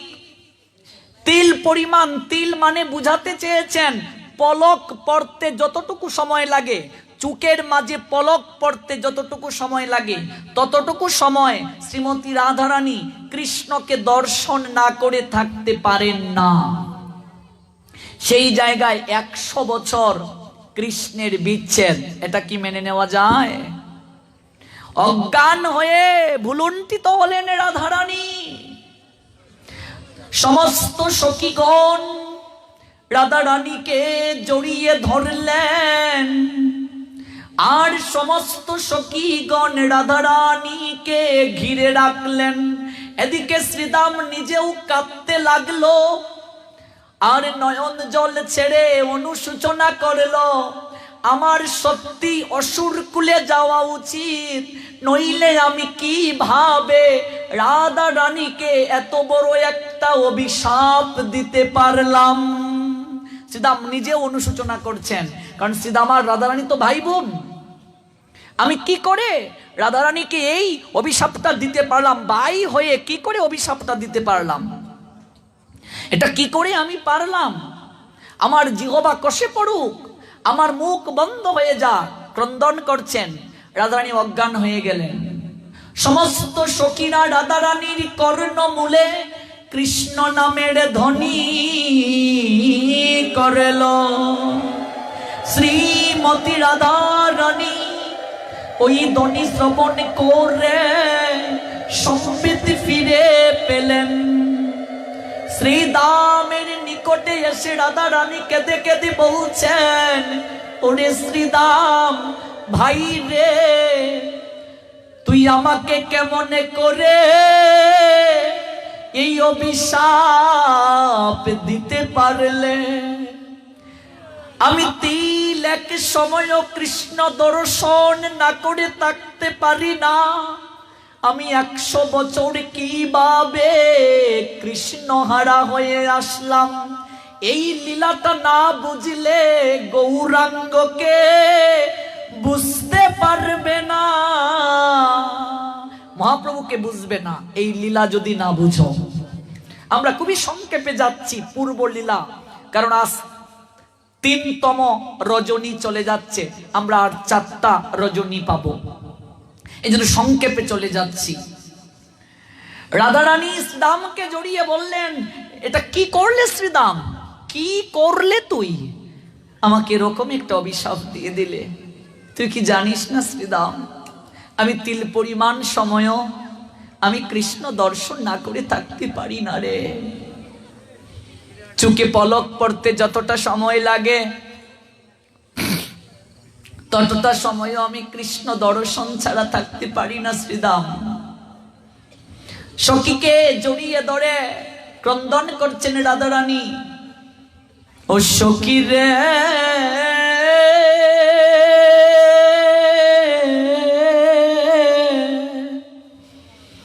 ও সখী রে, কি দিয়া বান্ধিল পুরানো আমার, আমি ভাবিয়া কিছু নাহি পাই। আমি যেদিকে নিরকি আমার শ্যামল সুন্দর, সখীরে আমি মোহন মাধুরী দেখিতে পাই। সখীরে আমি শ্যামে ছাড়ায়ার কিছু দেখি না রে। আমি শ্যাম ছাড়া আমার চোখে আর কিছুই ভাসে না। যেদিকে নিরীক্ষণ করি সব দিকে আমার শ্যামল সুন্দর আমার গোবিন্দকে দেখতে পাই। আমি পারবো না শ্রীদাম, আমি 100 বছর কৃষ্ণ হারা হয়ে থাকতে পারবো না। পারবো না, পাগলিনীর নিয়ে ক্রন্দন করছেন। কিন্তু অভিশাপ হয়ে গেল। ওই শ্রীদামী রাধারানীর অভিশাপে শঙ্খচূড় হয়ে জন্ম নিলেন।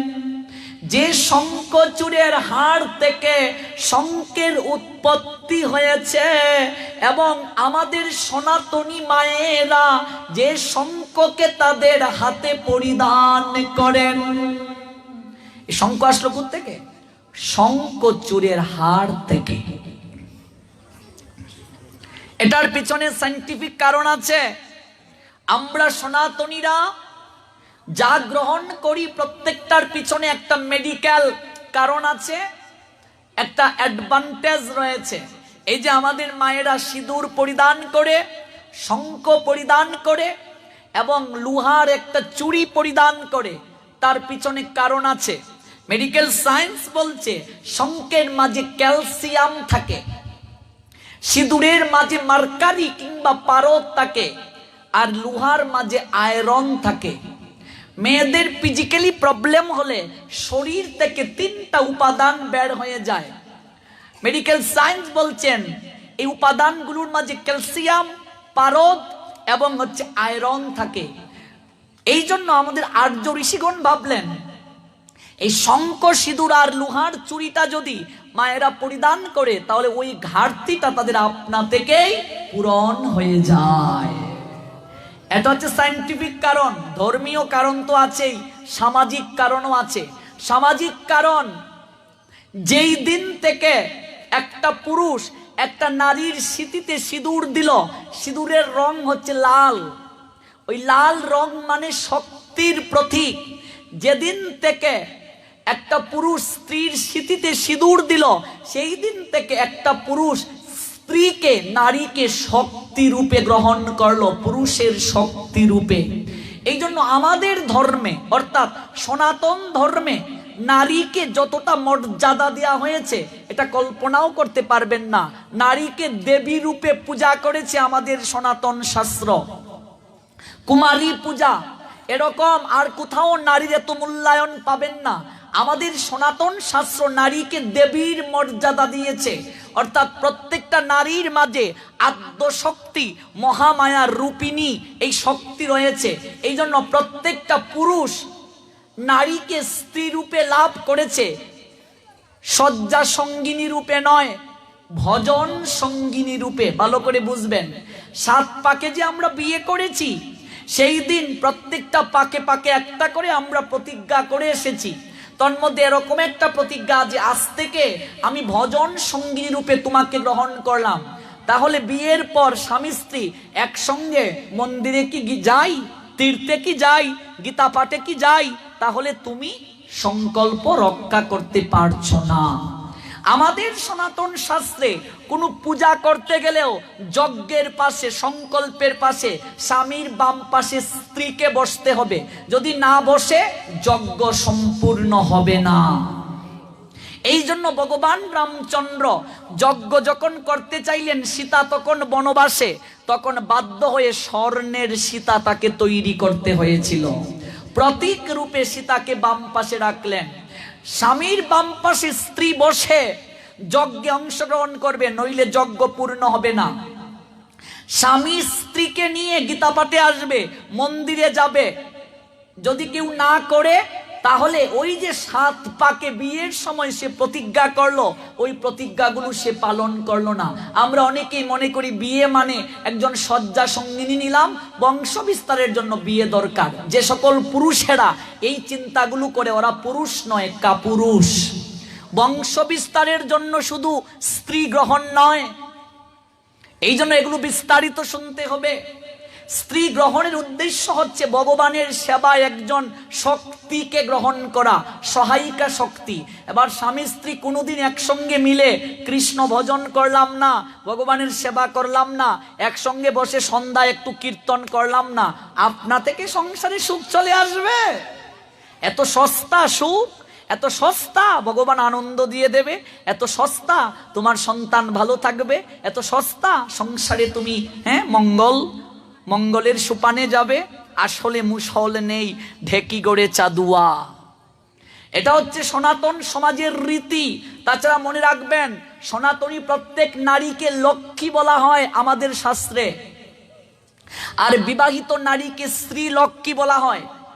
যেদিন থেকে একটা নারী বিবাহ বন্ধনে আবদ্ধ হয়ে শ্বশুর বাড়িতে আসলো, সেই দিন আমাদের সনাতন ধর্মের কৃষ্টি হচ্ছে আলতা গুলে আলতার মাঝে পা রেখে ওই পায়ের চিহ্ন দিয়ে দিয়ে সেই নববিবাহিতা বধূ ঘরে প্রবেশ করবে। এগুলো হচ্ছে লক্ষ্মীর চিহ্ন। লক্ষ্মীর চিহ্ন মানে একজন লক্ষ্মী এই গৃহে প্রবেশ করলো, শঙ্খ বাজিয়ে উলুধ্বনি করে লক্ষ্মীকে বরণ করে নিল। লক্ষ্মী আসলো, স্ত্রী ব্যতীত সংসারে সৌন্দর্য নাই, আনন্দ নাই। অর্থাৎ নারী যে গৃহে নাই সেই গৃহ সৌন্দর্যহীন। যদি কারণ মেয়ে হয় বংশে প্রথম, তাহলে মনে রাখবে সেই বংশে লক্ষ্মীর কৃপা থাকে। কারো বংশে প্রথম যদি মেয়ে হয়, সেই বংশে লক্ষ্মীর কৃপা থাকে। আজকে এখনো পুরুষ শাসিত সমাজ, নারীদেরকে আমরা যথাযোগ্য মর্যাদা দিতে পারছি না, নারীদেরকে অবমূল্যায়ন করছি। যে সমাজ নারীকে মূল্যায়ন করতে পারে না, নারীকে অমর্যাদা করে, নারীর গায়ে হাত তুলে নারীর সম্মানকে নষ্ট করতে চায়, নারীর কাপড় টানে, পৃথিবীর ইতিহাসে সবচেয়ে দুর্গতিতে তাকে মৃত্যুদণ্ড দেয়া হয়। দুঃশাসন দ্রৌপদীর কাপড় ধরে টানছিল। মহাভারতের ইতিহাসে সবচেয়ে কঠিন শাস্তি দিয়ে দুঃশাসনকে মৃত্যু দেয়া হয়েছিল। আমাদের সনাতন শাস্ত্র নারীকে সবচেয়ে বেশি মর্যাদা দেয়, দেবীর স্থানে বসিয়ে মর্যাদা দেয়। এই জন্য মনে রাখবে, ওই নারী লক্ষ্মী স্বরূপা, রজগুণে লক্ষ্মী, সত্যগুণে সরস্বতী, তমগুণে কালী। এই নারী কখনো রূপে রসে সঞ্চারী হয়ে সরস্বতী, এই নারী কখনো অর্থবিত্তে প্রাচুর্যে সমহিমায় লক্ষ্মী, এই নারী কখনো অধিকার আদায়ের জন্য উগ্র চণ্ডী কিংবা কালী, উগ্র চণ্ডী কিংবা কালী। বিশেষ করে ছেলেদেরকে বলছি, আমাদের বয়সী ছেলেদের হৃদয় মাঝে একটা ইচ্ছে জাগে, আমার যেন একটা লক্ষ্মী বউ হয়। অনেক বাবারা, অভিভাবকরা মনে করেন একটা লক্ষ্মী বউ আনবো, কিন্তু মনে রাখো, লক্ষ্মী বউ পেতে গেলে তোমাকেও নারায়ণের মতো হতে হবে। তুমি নিজে নারায়ণের মতো হবে না আর লক্ষ্মী বউ চাও? কারণ লক্ষ্মী তো নারায়ণ ছাড়া থাকে না। লক্ষ্মী তার কপালেই জুটে যে স্বামী নারায়ণের মতো, নইলে লক্ষ্মী আসবে না। আর কিছু কিছু জায়গায় লক্ষ্মী অসুরের কাছেও দেয়া হয় পরীক্ষার জন্য, কারণ স্বয়ং নারায়ণও লক্ষ্মী হারা রয়েছিলেন অভিশাপের কারণে দুর্বাসার। সে অনেক তত্ত্ব, এগুলো বিস্তারিত না বললে হবে না। কিছু কিছু অসুর কুলে লক্ষ্মীকে পাঠানো হয়। কেন? দেখবে এমন পরিবারে বিয়ে হয়েছে তোমার, শ্বশুর শাশুড়ি কেউ কৃষ্ণ ভক্ত না, এগুলো ভালোই বাসে না, তুমি লক্ষ্মী আসলে সেই গৃহে ভগবান তোমাকে দিয়ে তাদেরকে ভক্ত করার জন্য পাঠিয়েছেন। এটাই শাস্ত্রের কথা। কারণ যেদিন থেকে তুমি গৃহে প্রবেশ করলে, নারীর মাঝে ভগবান এমন বিশেষ কিছু শক্তি দিলেন, ওই শক্তি যদি সঠিকভাবে নারী প্রয়োগ করতে পারে, তাহলে পৃথিবীর ইতিহাসে সে জয়ী হতে পারে। ওই নারী যদি তার শক্তিকে সঠিকভাবে ব্যবহার করতে পারে, তাহলে এই জগৎ সংসারকে সে সমৃদ্ধ করতে পারে। আর ওই নারী যদি তার শক্তিকে অন্যভাবে ব্যবহার করে, তাহলে পুরুষের জীবন দুর্গতিময় হয়ে যায়, দুর্গতিময় করে ফেলবে তোমার জীবন, ওই নারীর যদি অপশক্তিকে তুমি গ্রহণ করো। এই জন্য দেখবে আমাদের সনাতন শাস্ত্রে শক্তির সবচেয়ে গুরুত্ব রয়েছে। শক্তি মানে নারী, নারী মানে প্রকৃতি, প্রকৃতি মানে শক্তি। ওই নারী রূপ প্রকৃতি শক্তি পুরুষকে শক্তিমান করে, শক্তিমান করে। রাধারানী কৃষ্ণের শক্তি, রাধারানী কৃষ্ণের মামি নয়, এগুলো ভুল তত্ত্ব, অশাস্ত্রীয়। রাধারানী কৃষ্ণের শক্তি যেমন সাপের শক্তি তার বিষ, রাধারানী কৃষ্ণের লাদিনী শক্তি, source of energy Srimati Radharani, কৃষ্ণের সঞ্জীবনী শক্তি। সর্বদা কৃষ্ণকে তিনি আনন্দ বিধান করেন। একটা নারী সংসারের স্ত্রী হয়, কেন্দ্রবিন্দু হয়, ওই রমণী নারীকে বলা হয়। রমণী মানে আনন্দ বর্ধিনী শক্তি। রাম থেকে রমণ শব্দ এসেছে, রমণ থেকে রমণী শব্দ এসেছে। রমণী মানে আনন্দ বর্ধিনী শক্তি। নারীর মাঝে আনন্দ বর্ধিনী শক্তি আছে, তাই নারীকে বলা হয় আনন্দময়ী, রমণী, অর্থাৎ রমণ করাতে পারেন। একটা নারী যে কাউকে আনন্দ প্রদান করতে পারেন। একটা নারী অবচেতন মনে, পুরুষের অবচেতন মনে ভালোবাসা দিয়ে, স্নেহ দিয়ে, প্রীতি দিয়ে, সৌহার্দ্য দিয়ে তার জীবন ভরিয়ে দিতে পারেন। ভগবান তার মাঝে এত গুণাবলী দিয়ে দিয়েছেন, সুমিষ্টতা, রূপ, রস, গন্ধ, সুনির্মলতা, অনিন্দময়তা, সুকান্তময়তা। ও রাধারানী হচ্ছেন সেই প্রকৃতি, অর্থাৎ গোবিন্দের লাদিনী শক্তি, যে তিলক পরিমাণ সময়ে কৃষ্ণ দর্শন ছাড়া থাকতে পারেন না। আজকে অভিশাপের কারণে 100 বছর তাকে কৃষ্ণহারা হতে হবে। আর শ্রীদাম অসুর কুলে আসলেন। এবার দুজনেই বলছেন, যার কারণে এই ঘটনা ঘটলো, বিরজা, ওই বিরজার কুঞ্জে এবার প্রবেশ করো। রাধারানী ভেতরে প্রবেশ করলেন। তখন গোবিন্দ বিরজার কুঞ্জে, বিরজা রাধা রানীর কূপ থেকে পরিত্রাণের জন্য তৎক্ষণাৎ তিনি জল হয়ে গেলেন। বিরজা জল হলেন। আর গোবিন্দ তিনি সাপ হয়ে বিরজারূপী জলের মাঝে সাঁতার কাটছেন। একটা প্রতীক। সাপ কেন হলেন? কারণ সাপ তিনি আমাদেরকে অভিনব শিক্ষা প্রদান করেন। এই জন্য সনাতনীরা সহজে সাপকে কখনো মারে না। মনে রাখবেন ভালো করে কথাটা। সাপকে অবধূত ভাগবতে শিক্ষা গুরু রূপে গ্রহণ করেছিলেন। সাপ কি শিক্ষা দিয়েছে আমাদেরকে? সাপ দেখবেন কখনো নিজের বাসা তৈরি করে না, বাসা বাঁধে না। গাছের কুটরে থাকে, বিভিন্ন গর্তের মাঝে থাকে, নিজে বাসা তৈরি করে না। আমরা সংসারী মানুষেরা মায়ায় পড়ে একটা অট্টালিকা বানানোর জন্য জীবনের অর্ধেক সময় অপচয় করে দেই। একটা বাড়ি বানাতে জীবনের অর্ধেক সময় অপচয় করে দেই। অথচ আমরা ভাবি না, আমি যখন এই অট্টালিকার ভেতরে মরব, কিছুক্ষণ পরই আমাকে ওই অট্টালিকা থেকে বের করে দেবে। একেবারে সুচাগ্র মেদিনী সঙ্গে নিয়ে যাওয়া যাবে না, অট্টালিকার একটা ইটও সঙ্গে নিয়ে যাওয়া যাবে না, কিচ্ছু নিয়ে যাওয়া যাবে না।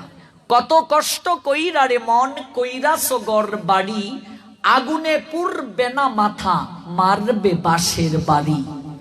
কিচ্ছুটি যাবে না। সাপ শিক্ষা দিলেন, দেখো আমি নিজে বাসা পর্যন্ত তৈরি করি না, এটা মায়ার আবাস। আমি আমার নিজের শরীরকে পর্যন্ত ত্যাগ করি। দেখবে সাপ চড় ছাড়ে, কুলস পরিত্যাগ করে না।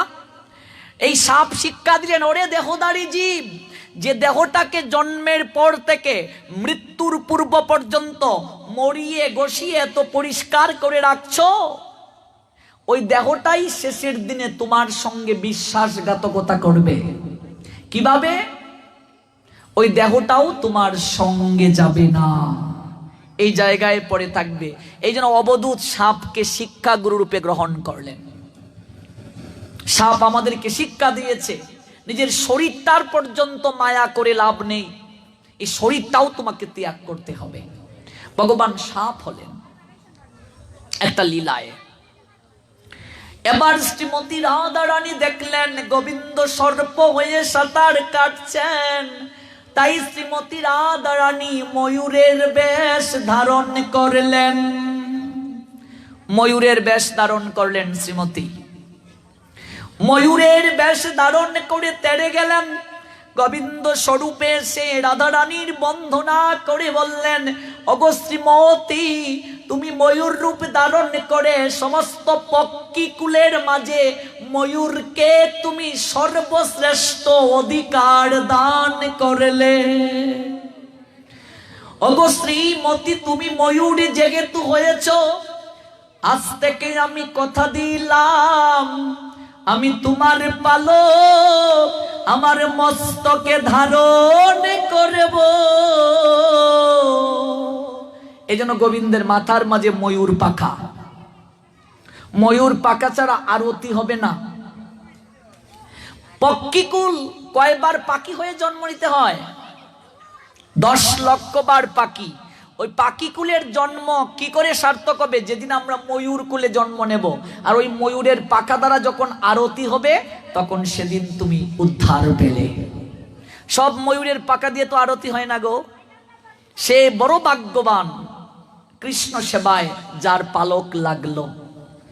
তাছাড়া আরেকটা লীলা আছে, সমস্ত ময়ূরেরা বৃন্দাবনে একবার কৃষ্ণ দর্শনে ওরা পাগলিনীর নিয়ায় ক্রন্দন করে তাদের চঞ্চু দ্বারা পালককে তারা তুলে ফেলেছিল।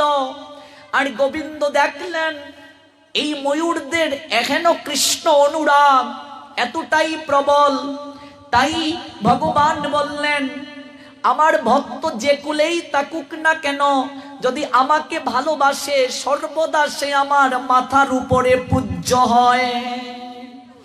গোবিন্দ পালক ধারণ করলেন, ময়ূরের পালক ধারণ করলেন ভগবান। বিরজা কৃষ্ণ সেবা সঠিকভাবে করতে পারলো না, জল হলো।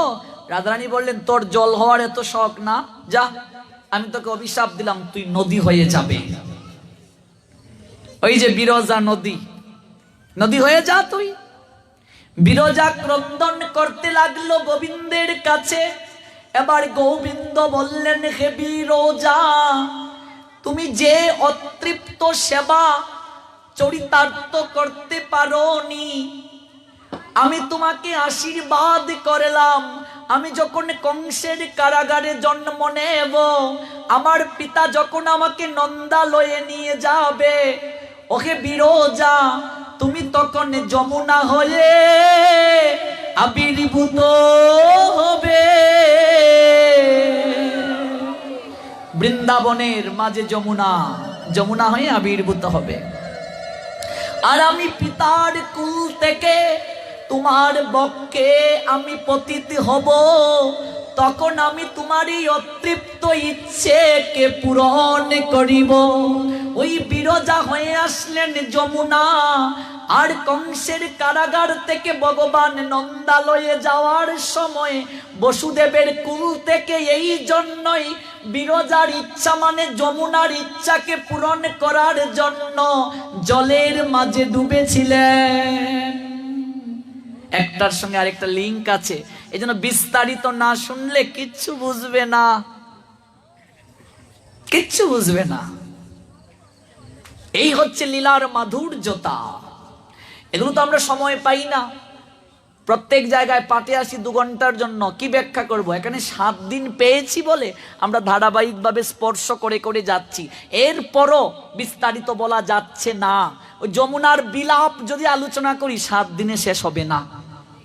যমুনার কেবল বিলাপেই যদি ব্যাখ্যা করি 7 দিনে শেষ হবে না। এই রাধারানী 100 বছর কৃষ্ণ হারা হলেন। আজকে কৃষ্ণের হৃদয়ে ইচ্ছে জাগলো, রাধারানীর প্রণয় মহিমাটা কি আমাকে জানতে হবে।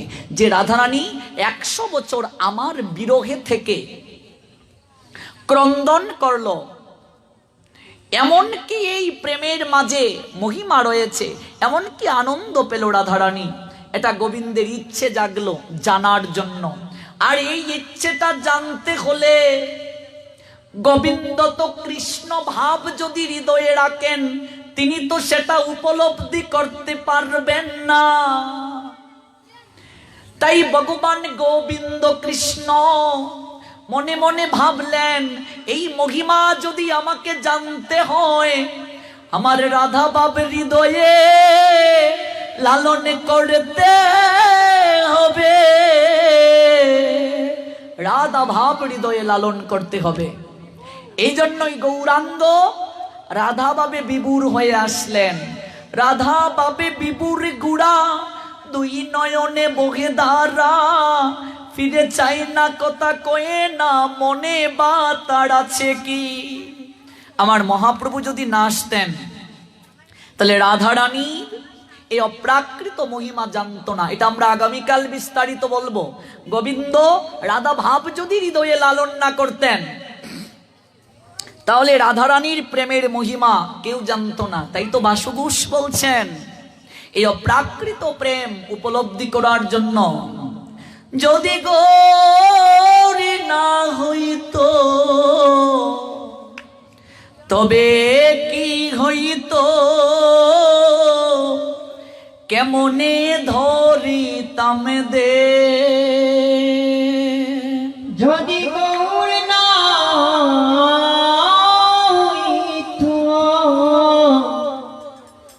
তবে কি হইতো,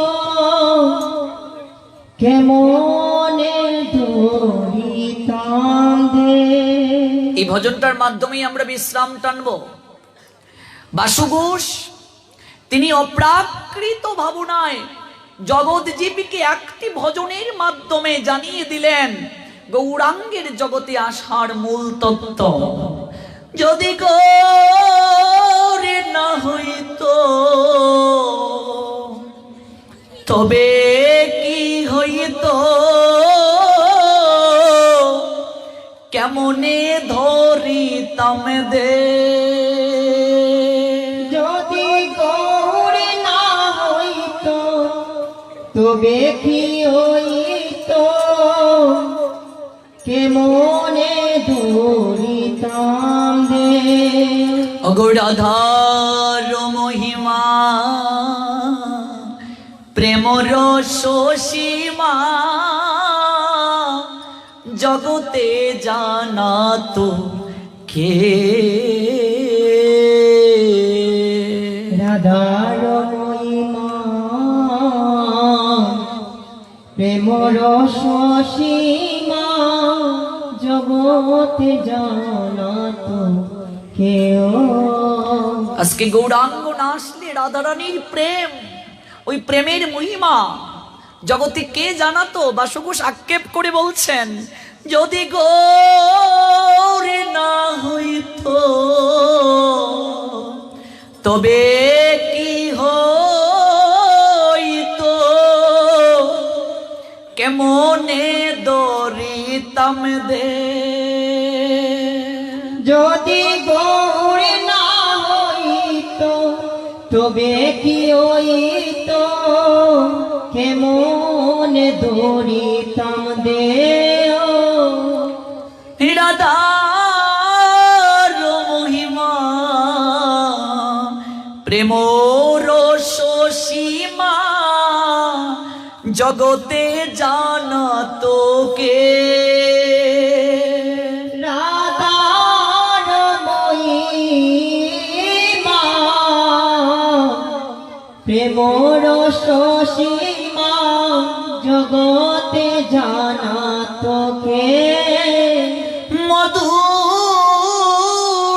বৃন্দা বিপিন মাধুরী প্রবেশ চাতুরী সার। মধুর বৃন্দা বিপিন মাধুরী প্রবেশ চাতুরী সার। গো বড় যুবতী ভাবের বকতি শকতি হইত বড় যুবতী ভাবের বকতি শকতি হইত যদি গৌর না হইতো তবে কি হইতো, কেমনে দরিতাম দে। যদি গৌর না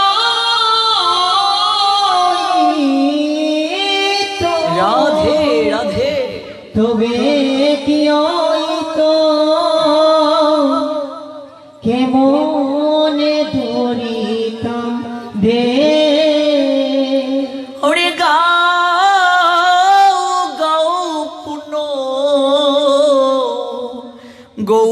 গৌরাঙ্গের গুণ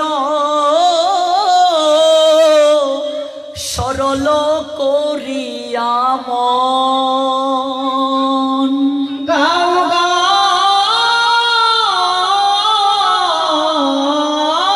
গুণ গৌরাঙ্গের গুণ সরল করিয়া মন তুমি গাও গাও পুন গৌরাঙ্গের গুণ সরল করিয়া মন গাও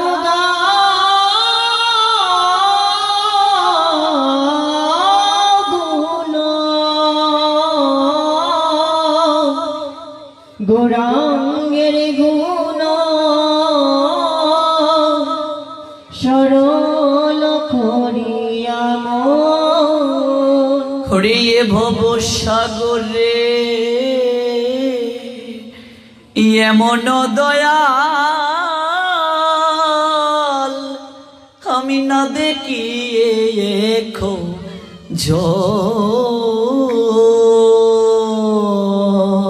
হে ভব সাগরে এমন দয়াল না দেখিয়ে খোঁজো আমি গৌরের মতো দয়াল আমি দেখি না রে দয়াল বহুরে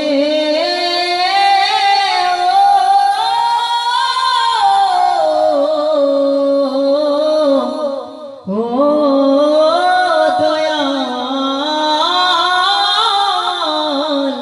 দয়াল গৌর আমি এ ভব সাগরে হেমন দয়াল না দেখিয়ে একজন বলছেন এই ভব সাগরে আমার গৌরাঙ্গের মতো দয়াল আর একজনও দেখিনি। কেন বাসুগুস এই অভিব্যক্তি করলেন এগুলো আরো যে আমরা 4 দিন সঙ্গে থাকব এগুলো আলোচনার প্রেক্ষাপটে প্রমাণ হবে। সরল করে গৌরাঙ্গের গুণকীর্তন করা উচিত। এই ভব সাগরে গৌরাঙ্গের মতো এমন দয়াল আর কেন আসবে না, কেন আমরা পাই না? বাসুগুস বললেন তারপর হৃদয়ের অকৃত্রিম ভালোবাসার বহিঃপ্রকাশ। আমি গৌরাঙ্গ বলিয়া নাগেনু গলিয়া কেমনে দৌড়িনু দে। আমি গৌরাঙ্গ বলিয়া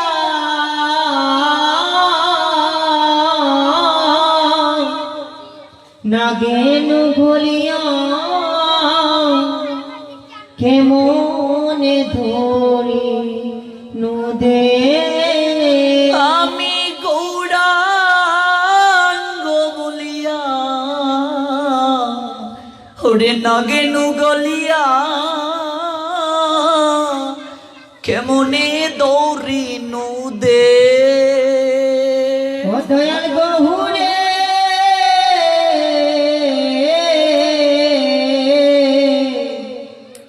আমি গৌরাঙ্গ ভুলিয়া নাগেনু ভুলিয়া কেমনে ধরিনু দে। এগো বাসুর হিয়া পাশান দিয়া বিদিকে মনে গড়ি আছে। ভাসুরহিয়া পাশান দিয়া বিধিকে মনে গড়িয়াছে। এই ব্যাখ্যা আমরা আগামীকাল শুনবো। চলুন 2 মিনিট সময় গৌরাঙ্গের চরণে অঞ্জলি দিয়ে শেষ করছি। তারপর পাঠ কীর্তন, অন্তে প্রসাদ এবং নৃত্য দুটোরই ব্যবস্থা আছে। চলুন 2 মিনিট আমরা সবাই প্রাণ খুলে গৌরাঙ্গের চরণে অঞ্জলি দেব। জয় সচিনন্দন গৌর হরি, বিষ্ণু প্রিয়ার প্রাণদন নদিয়া বিহারী। জয় সচিনন্দন গৌর হরি, বিষ্ণু প্রিয়ার প্রাণদন নদিয়া বিহারী। নদিয়া বিহারী।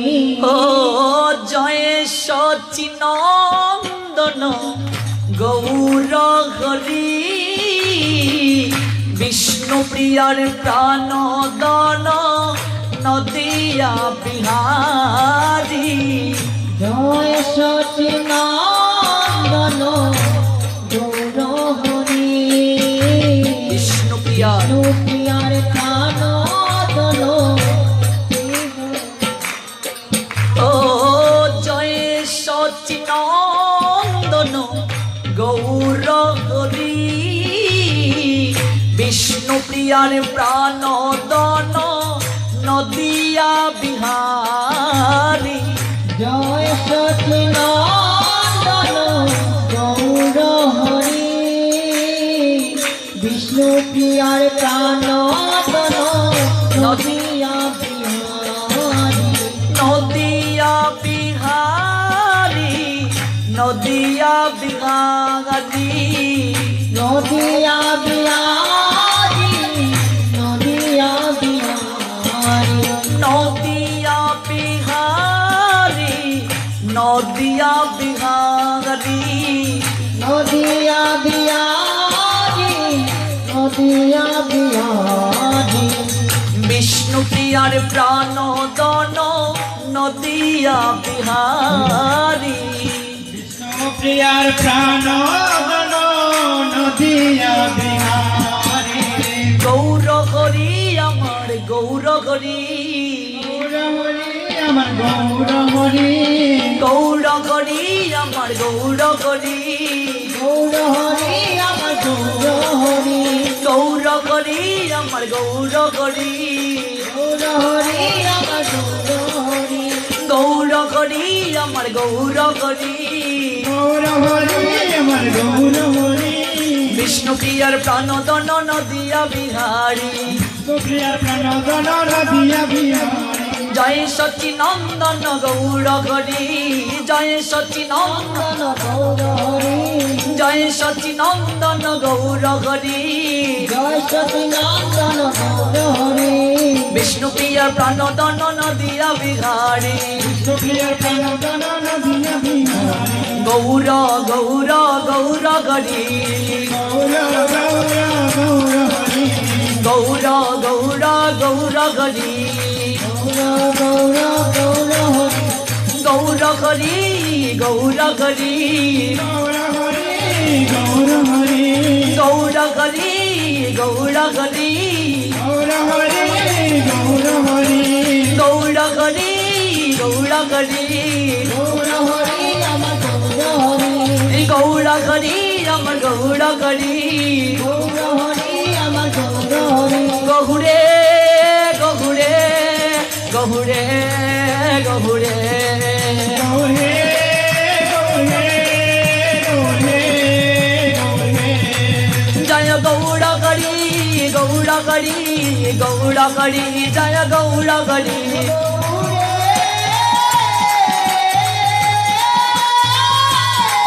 হরি বল।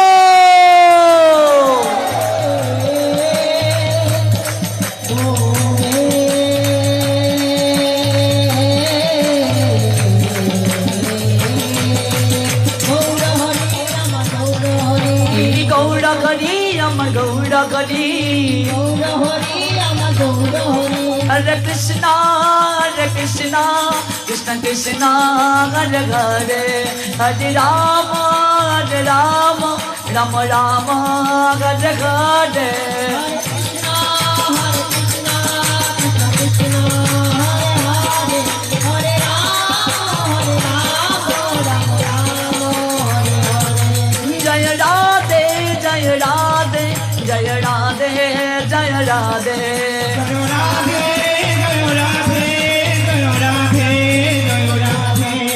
এবার আত্মসমর্পণ হবে যাদের হাত আছে তারা তুলুন নিতাই গৌর হরি বল হরি বল হরি বল হরি বল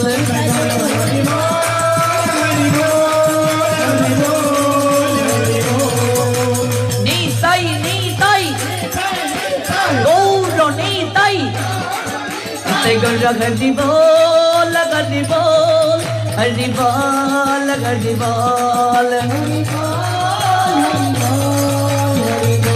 গৌরী প্রেমানন্দে হরি গৌরী বলমন জয় জয় শ্রী রাধে। আজ যে জায়গায় বিশ্রাম হচ্ছে আগামীকাল সেই জায়গা থেকেই ভগবানের কথা আলোচনা হবে। সবাই বেশাসনকে প্রণাম নিবেদন করুন। বক্তরে আপনাদের কাছে দক্ষিণার জন্য যাবে, আপনাদের এখানে আসতে হবে না। পাঠের পরে নিত্য অংশগ্রহণ করবেন, ভাগবতের দক্ষিণা প্রদান করুন।